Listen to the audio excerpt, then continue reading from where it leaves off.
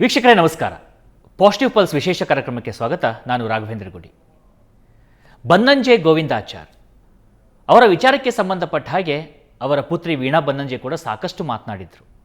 ಅವರು 90ನೇ ವರ್ಷದ ವರ್ಧಂತಿ ಕೂಡ ಈಗ ನಡೀತಾ ಇರುವಂಥದ್ದು. ಇಂಥ ಸಂದರ್ಭದಲ್ಲಿ ಅವರ ಮತ್ತೊಬ್ಬ ಶಿಷ್ಯರಾಗಿರ್ತಕ್ಕಂಥವ್ರು, ಜೊತೆಗೆ ಕರ್ನಾಟಕ ವಿಶ್ವವಿದ್ಯಾಲಯದ ಮೊದಲ ಉಪಕುಲಪತಿ ಕೂಡ ಹೌದು, ಅವರು ಪ್ರೊಫೆಸರ್ ಕೂಡ ಹೌದು, ಸಾಕಷ್ಟು ಪುಸ್ತಕಗಳನ್ನು ಬರೆದಿರೋಂಥ ಸಾಹಿತಿ ಕೂಡ ಹೌದು. ಒಂದೆರಡು ಸಾಧನೆಗಳನ್ನ ಹೇಳ್ತಾ ಹೋಗೋದಾದರೆ ನನಗೆ 1 ಗಂಟೆ ಕೂಡ ಸಾಲೋದಿಲ್ಲ. ಅಂಥ ಮಲ್ಲೇಪುರಂ ಜಿ ವೆಂಕಟೇಶ್ ನಮ್ಮ ಜೊತೆಯಲ್ಲಿದ್ದಾರೆ. ಸರ್, ಸ್ವಾಗತ ನಿಮಗೆ. ನಮಸ್ಕಾರ. ಮತ್ತು ಹೇಗಿದ್ದೀರಿ? ಓಹೋ, ಚೆನ್ನಾಗಿದ್ದೀನಿ.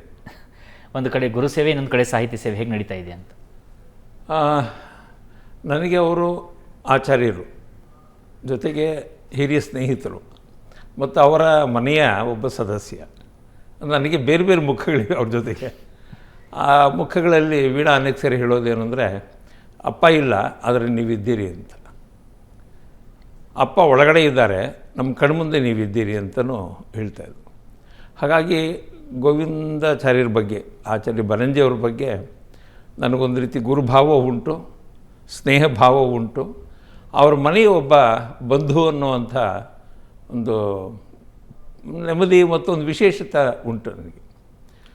ನಿಮ್ಮ ಬದುಕನ್ನು ನೋಡ್ತಾ ಬರೋದಾದರೆ ಸಾಕಷ್ಟು ಒಂದು ಸಾಧನೆ ಅನ್ನೋದಕ್ಕಿಂತ ಅನುಭವ ವಿಚಿತ್ರವಾದ ಮತ್ತು ವಿಭಿನ್ನವಾಗಿರ್ತಕ್ಕಂಥ ಅನುಭವವನ್ನು ಪಡೆದುಕೊಂಡು ಬಂದಂಥವ್ರು. ಒಂದು ಕಡೆ ಅಕಾಡೆಮಿಕ್ ಅನುಭವ ಇದೆ, ಇನ್ನೊಂದು ಕಡೆ ಸಾಹಿತ್ಯಾತ್ಮಕವಾದಂಥ ಅನುಭವ, ಮತ್ತೊಂದು ಕಡೆ ಈ ಥರ ಸ್ಪಿರಿಚುವಲ್ ಥಾಟು ಮತ್ತು ಆ ಒಂದು ವಿಚಾರದಲ್ಲೂ ಕೂಡ ಸಾಕಷ್ಟು ಅನುಭವ. ಇವುಗಳನ್ನೆಲ್ಲ ನೋಡಿದಾಗ ಮಲ್ಲೇಪುರಂ ಜಿ ವೆಂಕಟೇಶ್ ಅಂದರೆ ಯಾರು ಅಂತ ಅನಿಸುತ್ತೆ? ನನಗೆ ಒಂದು ಬಹುಮುಖ್ಯತ್ವ ನನಗೆ ಯಾವಾಗಲೂ ಮೊದಲಿಂದ ಇರೋದು. ಏಕೆಂದರೆ ನನಗೆ ನಾನು ಸಾಹಿತ್ಯ ವಿದ್ಯಾರ್ಥಿ ಆದ್ರೂ ನನ್ನೊಳಗಡೆ ಒಬ್ಬ ಅಧ್ಯಾತ್ಮದ ಒಂದು ಚೈತನ್ಯ ಇದೆ, ಒಂದು ಜೀವ ಇದೆ, ಒಂದು ಸಾಕ್ಷಿ ಪ್ರಜ್ಞೆ ಅನ್ನೋದು ಒಂದು ಒಳಗಡೆ ಇರುತ್ತೆ.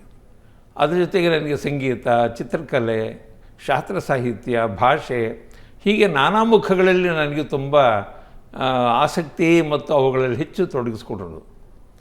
ನಾನು ಮೊದಲು ಸಂಗೀತಕಾರನಾಗಬೇಕು ಅಂತ ನನಗೆ ಮೊದಲು ಆಸೆ ಇತ್ತು. ಬಾಲಮುರಳಿ ಕೃಷ್ಣ ಅವರ ಫ್ಯಾನ್ ನಾನು. ನಂತರದಲ್ಲಿ ನಾನು ಸರಿಯಾದ ರೀತಿಯಲ್ಲಿ ಚಿಂತನಪಳ್ಳಿ ರಾಮಚಂದ್ರಾಯರ ವಿದ್ಯಾರ್ಥಿಯಾಗಿ ಒಂದು 5 ವರ್ಷಗಳ ಕಾಲ ಅವರಲ್ಲಿ ನಾನು ಶಿಷ್ಯತ್ವ ವಹಿಸಿ ಸಂಗೀತ ಅಧ್ಯಯನ ಮಾಡಿದವನು. ಆದರೆ ಕೊನೆಗೆ ಅನಿಸ್ತು, ಇದರಲ್ಲಿ ಸಂಗೀತದಲ್ಲಿ ತುಂಬ ಜನ ಭಾಳ ದೊಡ್ಡ ದೊಡ್ಡವರು, ಮಾರುತಿಪುರ ವಿಶ್ವನಾಥ್ ಅಯ್ಯರ್, ಶಮ್ಮಗುಡಿ ಶ್ರೀನಿವಾಸ ಅಯ್ಯರ್, ಬಾಲಮುರಳಿ, ಇವ್ರನ್ನೆಲ್ಲ ಕೇಳಿದ ಮೇಲೆ ನಾನು ಆ ಮಟ್ಟಕ್ಕೆ ಇರೋಕ್ಕಾಗತ್ತ ಅಂಥೇಳಿ ಕೈ ಬಿಟ್ಟು ಸುಮ್ಮನೆ ಆಗೋದು, ಸಂಗೀತ ಬೇಡ ಅಂತ. ಆಮೇಲೆ ಸಂಶೋಧನೆ ಕಡೆಗೆ ತಿರುಗಿದ್ದು. ಶಂಭಾ ಜೋಶಿ ಅವರ ಸಂಪರ್ಕ ಬೆಳೆದು ನಾನು ಉತ್ತರ ಕರ್ನಾಟಕದ ಶಂಭಾ ಜೋಶಿ, ಬೆಟಗಿ ಕೃಷಿ ಶರ್ಮರು, ವರದರಾಜ ಹುಯಿಲ್ಗೋಳ, ರಾಯ ಧಾರವಾಡ್ಕರ್ ಅವ್ರ ಜೊತೆಗೆ ಸಂಪರ್ಕ ಬೆಳೆಸಿ ಅದು ಬೆಳೆದವನು. ಮುಂದೆ ಅದು ಚಿದಾನಮೂರ್ತಿಗಳು, ಟಿ ವಿ ವೆಂಕಟಾಚಲ ಶಾಸ್ತ್ರಿಗಳು, ಹೀಗೆ ಒಂದು ಸಂಶೋಧನಾ ಜಗತ್ತಿನ ಕಡೆ ಹೊರಟು ಮತ್ತೆ ಅಲ್ಲಿಂದ ನಾನು ಒಂದು ಸ್ವಲ್ಪ ಈ ಅಧ್ಯಾತ್ಮದ ಜಗತ್ತೇನಿದೆಯೋ ಅದರ ಕಡೆ ಬಂದವನು. ನನಗೆ ಉಪನಿಷತ್ತುಗಳ ಅಧ್ಯಯನ ಇತ್ಯಾದಿಗಳು ನಡೆದ ಮೇಲೆ ಹೀಗೆ ಉಪನಿಷತ್ತುಗಳ ಅಧ್ಯಯನ ಮಾಡ್ತಾ ಇರೋ ಕಾಲದಲ್ಲಿ ನಾನು ಬನ್ನಂಜೆಯವರ ಸಂಪರ್ಕಕ್ಕೆ ಬಂದವನು. ಬನ್ನಂಜೆಯವರು ಅವರು ನ್ಯಾಯಶಾಸ್ತ್ರ ಓದಿ ಅದೆಲ್ಲ ಬಿಟ್ಟು ಅಧ್ಯಾತ್ಮದ ಕಡೆ ಬಂದ ಕಾಲ, ವೇದಾಂತದ ಕಡೆ ಬಂದ ಕಾಲ ಅದು. ಅವರು ವೇದಾಂತಕ್ಕೆ ಬಂದು ಸಾಮಾನ್ಯ ರೀತಿಯ ಪ್ರತಿಭೆಯನ್ನು ವ್ಯಕ್ತಪಡಿಸ್ತಿರುವಾಗ ನಾನು ಈ ವೇದಾಂತದ ಮುಖದಿಂದ ಅವ್ರ ಜೊತೆ ಬಂದು ಸೇರಿಕೊಂಡವನು. ಹಾಗಾಗಿ ಈಗ ನನಗೂ ಬನ್ನಂಜೆಯವರಿಗೂ ಸಾಮೀಪ್ಯ ಬರೋದಕ್ಕೆ ಮೂಲ ಕಾರಣವಾದದ್ದು ವೇದಾಂತವೇ. ಸೊ ಒಂದು ಅಲ್ಟಿಮೇಟ್ ವೇದಾಂತ ಏನಿದೆಯಲ್ಲ, ಅದು ಅಧ್ಯಾತ್ಮ ವಿದ್ಯಾನಾಮ ಅಂತ ಅನ್ನೋದು ಅದರ ಒಳಗಿನ ಒಂದು ಗುಟ್ಟದು. ಆ ಗುಟ್ಟನ್ನು ನನಗೆ ತೆರೆ ತೋರಿಸಿದವರು ಬನ್ನಂಜೆಯವರು. ಪ್ರಸ್ತುತ ಸನ್ನಿವೇಶದಲ್ಲೂ ಕೂಡ ಯಾಕೆ ಅಷ್ಟು ಮಹತ್ವದ ಅನಿಸುತ್ತೆ ಉಪನಿಷತ್ತುಗಳು? ಉಪನಿಷತ್ತುಗಳು ಈ ಕಾಲಕ್ಕೆ ಭಾಳ ಮುಖ್ಯವಾದದ್ದು ಕಾರಣ ಏನು ಅಂತಂದರೆ, ಉಪನಿಷತ್ತುಗಳು ಯಾವುದೇ ಒಂದು ಅಂದರೆ ಅಲ್ಪಸ್ಥಿತಿಯನ್ನು, ಅಲ್ಪತ್ವವನ್ನು ಕುರಿತು ಎಲ್ಲೂ ಮಾತಾಡೋಲ್ಲ. ನಾಲ್ಪೇ ಸುಖಮಸ್ತಿ ಭೂಮೈವ ಸುಖಂ ಅನ್ನೋದು ಅದರ ಘೋಷವಾಕ್ಯ. ಅಂದರೆ ಅಲ್ಪದಲ್ಲಿ ಸುಖ ಇಲ್ಲಪ್ಪ, ದೊಡ್ಡದರಲ್ಲಿ ಸುಖ ಇದೆ ಅಂತ. ದೊಡ್ಡದನ್ನು ಹಿಡಿಬೇಕಾದ್ರೆ ನಾವು ದೊಡ್ಡವರಾಗಬೇಕಲ್ಲ. ದೊಡ್ಡಪ್ಪ ಆಗಬೇಕಾದ್ರೆ ಸಣ್ಣಪ್ಪನಿಂದ ದೊಡ್ಡಪ್ಪ ಬಂದು ಚಿಕ್ಕಪ್ಪನಿಂದ ದೊಡ್ಡಪ್ಪ ಬರಬೇಕಾದ್ರೆ ನಾವು ಉಪನಿಷತ್ತುಗಳನ್ನು ಆರಾಧನೆ ಮಾಡಬೇಕು ಅಂತ. ಈ ಜೀವ, ಜಗತ್ತು, ಈಶ್ವರ, ಈ 3 ತೃಪ್ತಿ ತತ್ವವನ್ನು ಉಪನಿಷತ್ತು ಹೇಳ್ತಿದ್ದು. ನಾನು ಈ ಜಗತ್ತಿಗೆ ಬಂದಮೇಲೆ ನಾನು ಹೇಗೆ ಬದುಕಬೇಕು, ಇನ್ನೊಬ್ಬರ ಜೊತೆ ಬದುಕುವಾಗ ಸಹಬಾಳ್ವೆ ಹೇಗಿರಬೇಕು, ವ್ಯಕ್ತಿಗಳ ಜೊತೆಗೆ ನಮ್ಮ ಕರ್ತವ್ಯ ಏನು, ನಮ್ಮ ಕೌಟುಂಬಿಕ ಧರ್ಮದ ದೃಷ್ಟಿಯಿಂದ ಕುಟುಂಬದ ನಿರ್ವಹಣೆ ಮತ್ತು ಕುಟುಂಬದ ಒಳಗಡೆ ನಾನು ಹೇಗೆ ಬದುಕಬೇಕು, ಅಂದರೆ ಬದುಕುವ ಮಾರ್ಗ ಇದೆಯಲ್ಲ, ಜೀವನದ ಮಾರ್ಗ ಅಥವಾ ಬದುಕುವ ಮಾರ್ಗ ಯಾವುದು ಅಂತ ಭಾಳ ಸೂಕ್ಷ್ಮವಾಗಿ ತೋರಿಸ್ಕೊಡೋದು ಉಪನಿಷತ್ತೆ. ಬರೀ ಬದುಕಾಗಿ ಬದುಕಲ್ಲ, ಬದುಕಿಗಿಂತ ಭಿನ್ನವಾದ ನಿನ್ನೊಳಗಡೆ ಏನೋ ಒಂದು ಶಕ್ತಿ ಇರುತ್ತೆ, ನಿನ್ನೊಳಗಡೆ ಏನೊಂದು ಚೈತನ್ಯ ಇರುತ್ತೆ, ಆ ಚೈತನ್ಯನ ವಿಕಾಸ ಮಾಡ್ಕೊ ಅಂತ ಹೇಳುತ್ತೆ. ಆ ಚೈತನ್ಯ ವಿಕಾಸ ಆದಂತೆಲ್ಲ ನಿಮಗೆ ಇಡೀ ಏನು ಹೇಳಬೇಕು ಅಂದರೆ ಸರ್ವೇ ಜನ ಸುಖಿನೋ ಭವಂತು ಅನ್ಬೋದು, ಅಥವಾ ವಸುಧೈವ ಕುಟುಂಬಕಂ ಅಂತ ಯಾವ ಕೀಲಿ ಮಾತುಗಳಿವೆಯೋ ಆ ಕೀಲಿ ಮಾತುಗಳಿಗೆ ಉದಾಹರಣೆ ಯಾವುದದು ಉಪನಿಷತ್ತು ಅಂತ.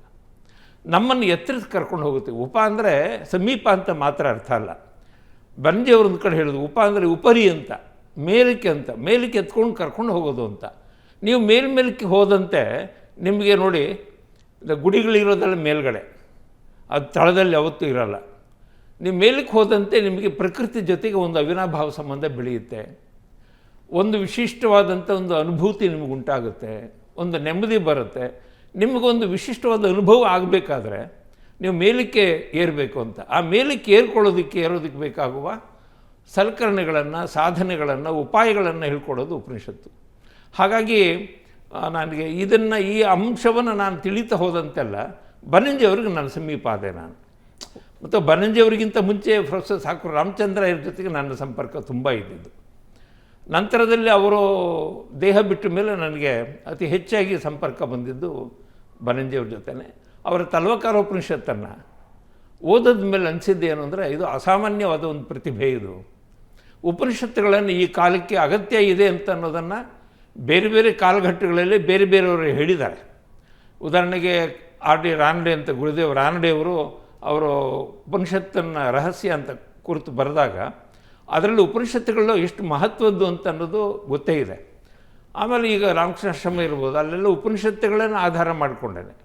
ಆಚಾರ್ಯ ಶಂಕರ ಭಗವತ್ಪಾದರು ಉಪನಿಷತ್ತಿನ ಆಧಾರದ ಮೇಲೆ ನಾನು ಎಲ್ಲ ವಿಷಯ ಹೇಳ್ತೀನಿ ಹೊರತು ನನ್ನದೇನಿಲ್ಲ, ಉಪನಿಷತ್ತಿನಲ್ಲಿ ಹೇಳಿರೋದನ್ನು ನಾನು ಬಿಚ್ಚಳಿಸ್ತೀನಿ ಅಂತ.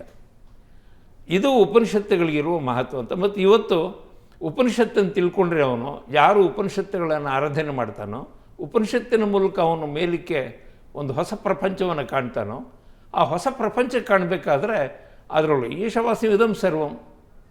ಅಪ್ಪ ಈ ಇಡೀ ಜಗತ್ತನ್ನೆಲ್ಲ ಆವರಿಸ್ಕೊಂಡ್ರನ್ನ ಯಾರು? ಈಶ್ವರನ ಎಲ್ಲವೂ ಆವರಿಸ್ಕೊಂಡಿದ್ದಾನೆ, ಈ ಇಡೀ ಜಗತ್ತನ್ನೇ ಆವರಿಸ್ಕೊಂಡಿದ್ದಾನೆ. ಹೀಗೆ ಆವರಿಸ್ಕೊಂಡಿರುವ ಈ ಈಶ್ವರ ತತ್ವವನ್ನು ಉಪಾಸನೆ ಮಾಡೋದು ಧರ್ಮ.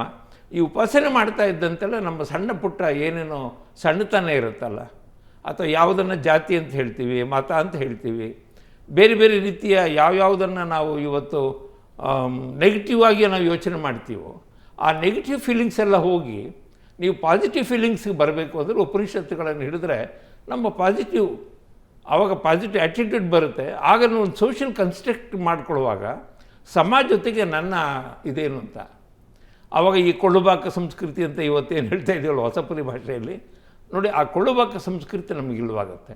ಇನ್ನೊಬ್ಬರನ್ನ ಪ್ರೀತಿಯಿಂದ, ವಿಶ್ವಾಸದಿಂದ, ಗೌರವದಿಂದ ಕೈ ಹಚ್ಚೋದು ಮತ್ತು ಅವ್ರ ಜೊತೆಗೆ ಬದುಕೋದಕ್ಕೆ ಸಾಧ್ಯ ಆಗುತ್ತೆ ಅಂತ.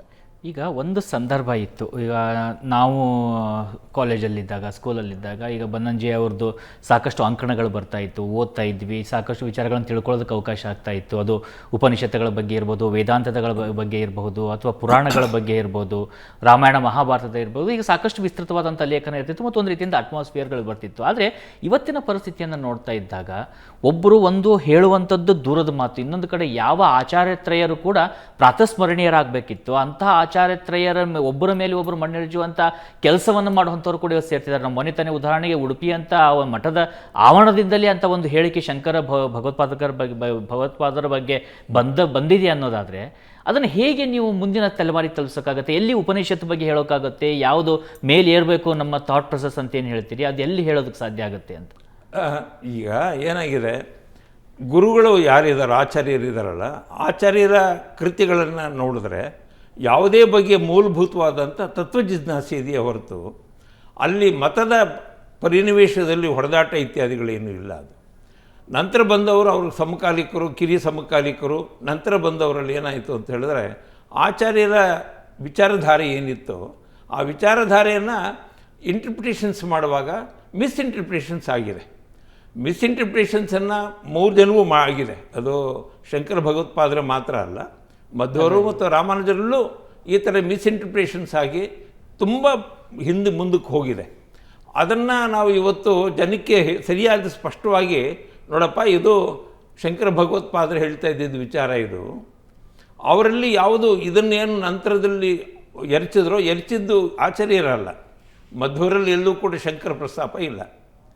ರಾಮಾನುಜರು ಎಲ್ಲೂ ಕೂಡ ಮಧ್ವರ ಪ್ರಸ್ತಾಪ ಅಥವಾ ಶಂಕರ ಪ್ರಸ್ತಾಪವನ್ನು ತಾತ್ವಿಕವಾಗಿ ತಗೊಳ್ತಾರೋ, ಆ ಪ್ರಮೇಯ ಏನಿದೆಯೋ ಆ ಪ್ರಮೇಯವನ್ನು ಇಟ್ಕೊಂಡು ಆ ಪ್ರಮೇಯ ಜೊತೆಗೆ ಚರ್ಚೆ ಮಾಡ್ತಾರೆ ಹೊರತು ಅವನು ಹೀಗಿತ್ತು ಅವನ ಬಗ್ಗೆ ಅಂದರೆ ಯಾವುದನ್ನು ಎಲ್ಲೋ ಪೇಪರ್ ಅಂತ ಹೇಳ್ತೀವಿ ಮತ್ತು ಯಾವುದನ್ನು ನಾವು ಪೌರಾಣಗುಫಿ ಅಂತ ನಾವು ಹೇಳ್ತೀವೋ ಆ ರೀತಿ ಕಿತ್ತಾಟ ಮಾಡುವಂಥದ್ದು ಎಲ್ಲೂ ಇರಲಿಲ್ಲ. ಈ ದುರ್ದೈವದ ಕಾಲ ಅಂತ ಹೇಳಿದ್ರೆ ಇವತ್ತಿನ ಈ ಸಂದರ್ಭದಲ್ಲಿ ನಮಗೆ ಈ ಥರದ ಒಂದು ಅಂಶವೇ ಪ್ರಧಾನ ಭಾಗ ಆಗಿ ಇಡೀ ಸಮಾಜದಲ್ಲಿ ಪರಸ್ಪರ ಕೆಸರನ್ನ ಎರಚಾಟ ಮಾಡ್ಕೊಳ್ಳೋಕ್ಕೆ ಸಾಧ್ಯತೆ ಆಗಿದೆ ಅಂತ ನನಗನ್ಸುತ್ತೆ. ಅದಕ್ಕಾಗಿಯೇ ಒಂದು ಮಾತು ಹೇಳಬೇಕು ಈ ಸಂದರ್ಭದಲ್ಲಿ. ಏನು ಅಂತ ಹೇಳಿದ್ರೆ, ಯಾರು ಆಚಾರ್ಯರಿದ್ದರೋ ಆಚಾರ್ಯರ ದೃಷ್ಟಿಕೋನ ಅದು ಸರ್ವಂಕಷವಾಗಿತ್ತು, ಸರ್ವಮೂಲವಾಗಿತ್ತು. ಅದು ವಿಶಾಲವಾದ ದೃಷ್ಟಿಕೋನವನ್ನು, ವಿಶ್ವಾತ್ಮಕವಾದ ದೃಷ್ಟಿಯನ್ನು ಹೊಂದಿತ್ತು. ನಂತರ ಬಂದಂಥ ಕೆಲವರು ಅದನ್ನು ಮಿಸ್ಇಂಟರ್ಪ್ರಿಟೇಷನ್ ಮಾಡಿ, ಆ ಮಿಸ್ಇಂಟರ್ಪ್ರಿಟೇಷನ್ ಅನ್ನೋ ಮಾತನ್ನು ಹೊಳೆನರಸೀಪುರದ ಸಚ್ಚಿದಾನಂದ ಸರಸ್ವತಿ ಸ್ವಾಮಿಗಳು ಒಂದು ಪುಸ್ತಕನೇ ಬರೆದಿದ್ದಾರೆ, ಮಿಸ್ಇಂಟರ್ಪ್ರಿಟೇಷನ್ಸ್ ಹೇಗಾಗುತ್ತೆ ಆಚಾರ್ಯರುಗಳಲ್ಲಿ ಅಂತ. ಆ ದೃಷ್ಟಿಯಿಂದ ನೋಡೋದಾದರೆ ಆಚಾರ್ಯ ಭಗವತ್ಪಾದರ, ಶಂಕರಾಚಾರ್ಯ ಇರ್ಬೋದು, ಮಧ್ವಾಚಾರ್ಯ ಇರ್ಬೋದು, ರಾಮಾನುಜಾಚಾರ್ಯರು ಈ ಹಿನ್ನೆಲೆಯಲ್ಲಿ ಸರಿಯಾಗಿ ನಾವು ಅವರನ್ನು ಅರ್ಥ ಮಾಡಿಕೊಂಡ್ರೆ, ತಾತ್ವಿಕವಾಗಿ ಅರ್ಥ ಮಾಡಿಕೊಂಡ್ರೆ, ಉಳಿದದ್ದೆಲ್ಲ ಏನಾಗುತ್ತೆ, ನಮಗೆ ಈ ಕಿಲ್ಬಿಷಗಳು ಕಾಣೋದಕ್ಕೆ ಸಾಧ್ಯ ಆಗಲ್ಲ. ಯಾರಲ್ಲಿ ಈ ಒಕ್ಕಣ್ಣಿನ ದೃಷ್ಟಿ ಇರುತ್ತಲ್ಲ, ಈ ಒಕ್ಕಣ್ಣಿನ ದೃಷ್ಟಿ ಇರೋರಲ್ಲಿ ಈ ರೀತಿ ಮಿಸ್ಇಂಟರ್ಪ್ರಿಟ್ ಆಗೋಕ್ಕೆ ಸಾಧ್ಯ ಅಂತ. ಆ ಸಾಧ್ಯತೆಗಳನ್ನು ನಾವು ಎಚ್ಚರದಿಂದ ಗಮನಿಸಬೇಕಾದ ಅಗತ್ಯ ಇದೆ. ಈಗ ಒಂದು ಕಾಲದಲ್ಲಿ ಒಂದು ಅಂಶ ಹೇಳಬೇಕು ನಿಮಗೆ. ಡಿ ವಿ ಗುಂಡಪ್ಪನವರು ಒಂದು ಸರಿ ವಿಶ್ವೇಶ್ವರ ಅವರ ಹಾನಗಲ್ ವಿರೂಪಾಕ್ಷ ಶಾಸ್ತ್ರಿಗಳ ಹತ್ರ ಹೋದಾಗ ಅವರ ದೂರದ ಸಂಬಂಧಿಗಳೊಬ್ಬರು ನರಹರಿ ಶಾಸ್ತ್ರಿಗಳು ಅಂತ. ಅವರು ಬಂದಾಗ ಪುಸ್ತಕ ತಂದ್ರ ಅಂತ ಕೇಳಿದ್ರಂತೆ. ಅದು ಆಯಿತು ಕೊಡ್ತೀನಿ ಇರು, ಆಯಿತು ಅಂತ ಹೇಳ್ತಿದ್ರಂತೆ.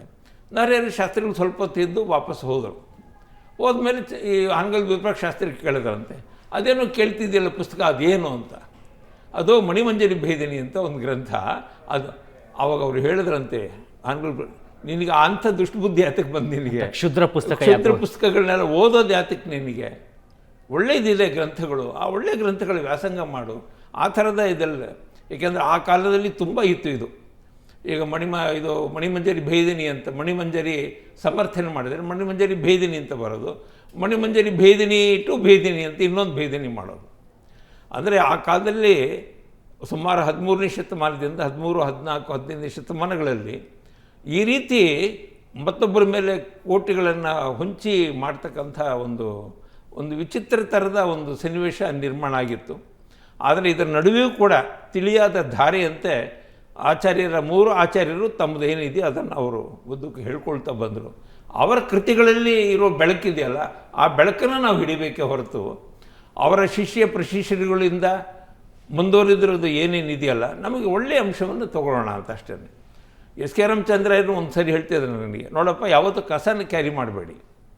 ಕಸ ಇರುತ್ತೆ, ಅದನ್ನು ತೆಗೆದು ನಾವು ಆಚೆಗೆ ಹಾಕಬೇಕು. ಅದನ್ನು ಹಿಡ್ಕೊಂಡು ನಾವು ಹೊರಟ್ರೆ ಅದು ಕೊನೆ ಇರೋದಿಲ್ಲ. ಇದಕ್ಕೆ ಅವತ್ತಿನ ಕಸನ ಅವತ್ತವತ್ತು ಹೊರಗಡೆ ಬಿಸಾಕ್ಕೊಡ್ಬೇಕು. ಕಸನ ಮಾತ್ರ ಕ್ಯಾರಿ ಮಾಡ್ತಿರ್ಬೇಕು, ಕಸನ ಇಟ್ಕೊಳ್ಕೊಡೋದು ಮುಂದೆಗಡೆ. ಕಸ ಇಟ್ಕೊಂಡ್ರೆ ಅದು ನನಗೆ ದುರ್ಗಂಧ. ಹಾಗಾಗಿ ಈಗಿನ ಉಡುಪಿನಲ್ಲಿ ನಡೆದಂಥ ಪ್ರಸಂಗ ಕೂಡ ನಾವು ಅದನ್ನು ಕಸ ಅಂತ ತಿಳ್ಕೊಬೇಕು.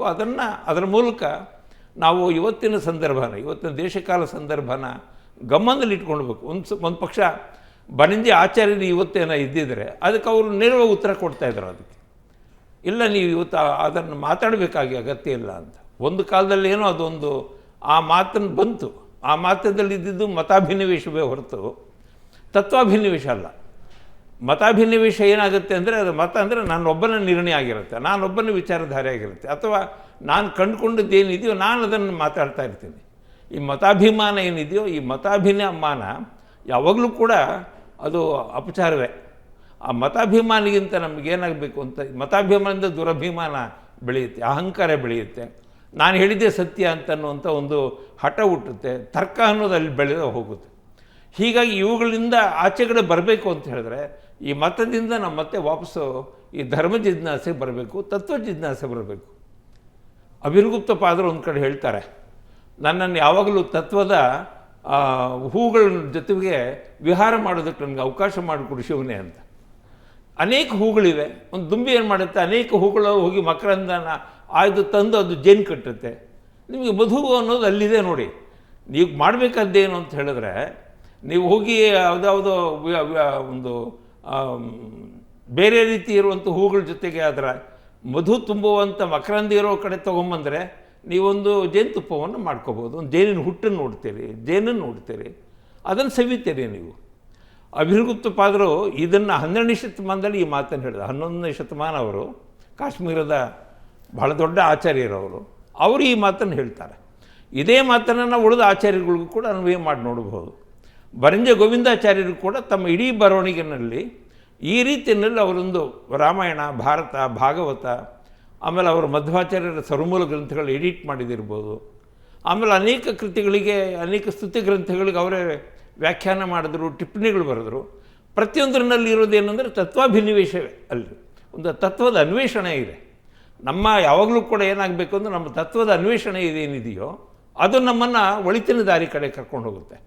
ಆಮೇಲೆ ಅದನ್ನು ಸುಮಾರ್ಗ ಅಂತ ಹೇಳ್ತೀವಿ ನಾವು. ಅದನ್ನು ನೀವು ಈಗ ಒಂದು ಮಾತು ಹೇಳಿದ್ರಿ, ಕೆಲವೊಮ್ಮೆ ಕಸದ ಕಡೆ ನಾವು ಗಮನ ಕೊಡೋ ಅಗತ್ಯ ಇರೋದಿಲ್ಲ ಅಂತೇಳಿ. ಬಟ್ ನನಗೊಂದೊಂದು ಸರಿ ಅನಿಸುತ್ತೆ, ಅಂಥ ಕಸಗಳು ಬಂದಾಗಲೇ ಶುದ್ಧತೆಯ ಮಹತ್ವ ಕೂಡ ಗೊತ್ತಾಗುತ್ತೆ ಅಂತೇಳಿ. ಇಲ್ಲಿದ್ರೆ ಇವತ್ತು ಅದನ್ನು ಮಾತನಾಡುವಂಥ ಸಂದರ್ಭ ಬರಲಿಲ್ಲ. ಇನ್ನೊಂದು ಬಾರಿ ಯಾಕೆ ಈ ಆಚಾರ್ಯರು ಶ್ರೇಷ್ಠರು ಅಥವಾ ಈ ಆಚಾರ್ಯರು ಯಾಕೆ ಇದನ್ನು ಹೇಳಿದರು ಅಂತೇಳಿ ಇವತ್ತು ಮೇನ್ ಸ್ಟ್ರೀಮಲ್ಲಿ ಎಲ್ಲೂ ಡಿಸ್ಕಷನಲ್ಲಿ ಬರುವಂಥ ಅವಕಾಶನೇ ಇರಲಿಲ್ಲ. ಒಂದು ಕಡೆ ಅಂಥವ್ರು ಆ ರೀತಿಯಾಗಿ ಮಾತನಾಡಿದ್ದಕ್ಕೇ ಇವತ್ತು ಶಂಕರಾಚಾರ್ಯ ಬಗ್ಗೆ ಮಾತನಾಡ್ತಿದ್ದೀವಿ. 8ನೇ ಶತಮಾನದಲ್ಲಿ ಒಬ್ಬ ಬಾಲಕ ಇಡೀ ದೇಶವನ್ನು 4 ಬಾರಿ ಸುತ್ತೋದ್ರ ಜೊತೆಗೆ ಅವತ್ತಿನ ಸಂದರ್ಭವನ್ನು ಗಮನಿಸಬೇಕು. ಏನಿತ್ತು ಅವತ್ತಿನ ಸನಾತನ ಧರ್ಮದ ಸ್ಥಿತಿಗತಿಗಳು ಏನಿತ್ತು? ಬಹುತೇಕವಾಗಿ ಇನ್ನೇನು ನಶ್ವರ ಆಗುವಂಥ ಸಂದರ್ಭ. ಹೋಗ್ತಾರೆ ಶಾಸ್ತ್ರಾಸ್ತ್ರ ಮಾಡುವಲ್ಲಿ ಶಾಸ್ತ್ರಾಸ್ತ್ರ ಮಾಡ್ತಾರೆ. ಎಲ್ಲಿ ಶಸ್ತ್ರದ ಅವಶ್ಯಕತೆಯಲ್ಲಿ ನಾಗಾ ಸಾಧುಗಳನ್ನು ಹುಟ್ಟಾಕಿ ಒಂದು ಸೈನ್ಯನ ಕ್ರಿಯೇಟ್ ಮಾಡ್ತಾರೆ. ಅದಾದಮೇಲೆ ಅವ್ರು ಹೇಳಿರುವಂಥದ್ದು ಏನು, ಅಹಂ ಬ್ರಹ್ಮಾಸ್ಮಿ, ನಮ್ಮೊಳಗೆ ಬ್ರಹ್ಮ ಇದ್ದಾನೆ ಅಂತೇಳಿ. ಮಧ್ವಾಚಾರ್ಯರು ಹೇಳೋದು ಅಲ್ಲಿ ಅವನು ಇಲ್ಲಿ ನಾನು, ಕೊನೆಗೆ ನಾನು ನೀನು ಸೇರಿದಾಗ ಒಂದೇ ಆಗೋದು. ಎಲ್ಲವೂ ಸೇರಿ ಕೊನೆಗೆ ಅದನ್ನೇ ಹೇಳ್ತಾರೆ, ಸರ್ವದೇವ ನಮಸ್ಕಾರ ಕೇಶವಂ ಪ್ರತಿಗಚ್ಚತಿ ಅಂತ. ಅಂದರೆ ಆ ಒಂದು ಇದ್ರೂ ಸಹಿತ ಈ ರೀತಿಯಾಗಿರ್ತಕ್ಕಂಥ ಮಾತುಗಳು ಅಥವಾ ಒಂದು ಎಲೆಯನ್ನು ಹಿಡ್ಕೊಂಡು ಈ ಎಲೆನೇ ಗಿಡ ಅಂತ ವಾದ ಮಾಡುವಂಥ ಅಂಥ ಸಂದರ್ಭದಲ್ಲೂ ಕೂಡ ನಮಗೆ ಬನ್ನಂಜೆ ಗೋವಿಂದಾಚಾರ್ಯ ರೀತಿಯಾಗಿ ಒಬ್ರು ಇರಬೇಕಿತ್ತು ಅಂತ ಅನ್ಸುತ್ತಲ್ವಾ? ಖಂಡಿತ ಇರಬೇಕು ಅನಿಸುತ್ತೆ. ನಾನು ಆಗಲೇ ಹೇಳಿದೆ, ಬರಂಜಿಯವರು ಇದೇ ಹೊತ್ತಲ್ಲಿ ಉಡುಪಿಯಲ್ಲಿ ಇದ್ದಿದ್ರೆ ಅದಕ್ಕೆ ಪ್ರತಿಕ್ರಿಯೆ ಕೊಡ್ತಾ ಇದ್ದಿದ್ದೇನೆಂದರೆ 3 ಜನ ಆಚಾರ್ಯರ ತತ್ವಾಭಿನಿವೇಶ ಏನಿದೆಯಲ್ಲ ಅದನ್ನು ನಾವು ಹಿಡಿಬೇಕೆ ಹೊರತು ನಂತರ ಬಂದದ್ದು ಏನಿದೆಯೋ ಅದನ್ನು ಹಿಡಿಬೇಕಾದ್ರೆ. ನೀವು ಹೇಳಿದ್ರೆ ಕಸ ಇದ್ದಾಗಲೇ ನಮಗೆ ಆ ಕಸದ ಮೂಲಕ ಉಳಿದ ನೆನಪುಗಳು ಬರುತ್ತೆ ಅಂತ. ಆದರೆ ಕಸ ಅನ್ನೋದು ಕಸ ಅಂತ ತಿಳುವಳಿಕೆ ಇರಬೇಕು. ಆ ಕಸವನ್ನು ರಸವನ್ನಾಗಿ ಮಾಡ್ಕೊಡೋದು. ಈಗ ಮಣಿಮಂಜರಿ ಕುರಿತು ಅವರ ಅವತ್ತು ವಿವರಗಳನ್ನು ಅವರ ಆ ಹೆಣ್ಮಕ್ಳಿಬ್ಬರು ಮಾತಾಡಿದ್ರು, ಅದರ ಅಧ್ಯಯನ ಇನ್ನೂ ಆಗ್ತಾ ಇದೆ ಅನ್ನೋಂಥ ಅದಕ್ಕೇ ನಿಮಗೆ ಒಂದು ಉದಾಹರಣೆ ಕೊಟ್ಟಿದ್ದು ಹಾನಗಲ್ ವಿರೂಪಾಕ್ಷಾಸ್ತ್ರಿಗಳು ಅಂತ ಕ್ಷುದ್ಧ ಗ್ರಂಥಗಳನ್ನು ಯಾಕೆ ಓದ್ತೀಯ ಅಂತ. ನಮಗೆ ಆ ಹಿರಿಯರ ದಾರಿ ಇದೆಯಲ್ಲ, ಅವರು ಹಿರಿಯರು ಈಗಾಗಲೇ ಹಾಕೊಟ್ಟ ದಾರಿಯನ್ನು ನಡಿಬೇಕಾಗಿತ್ತು.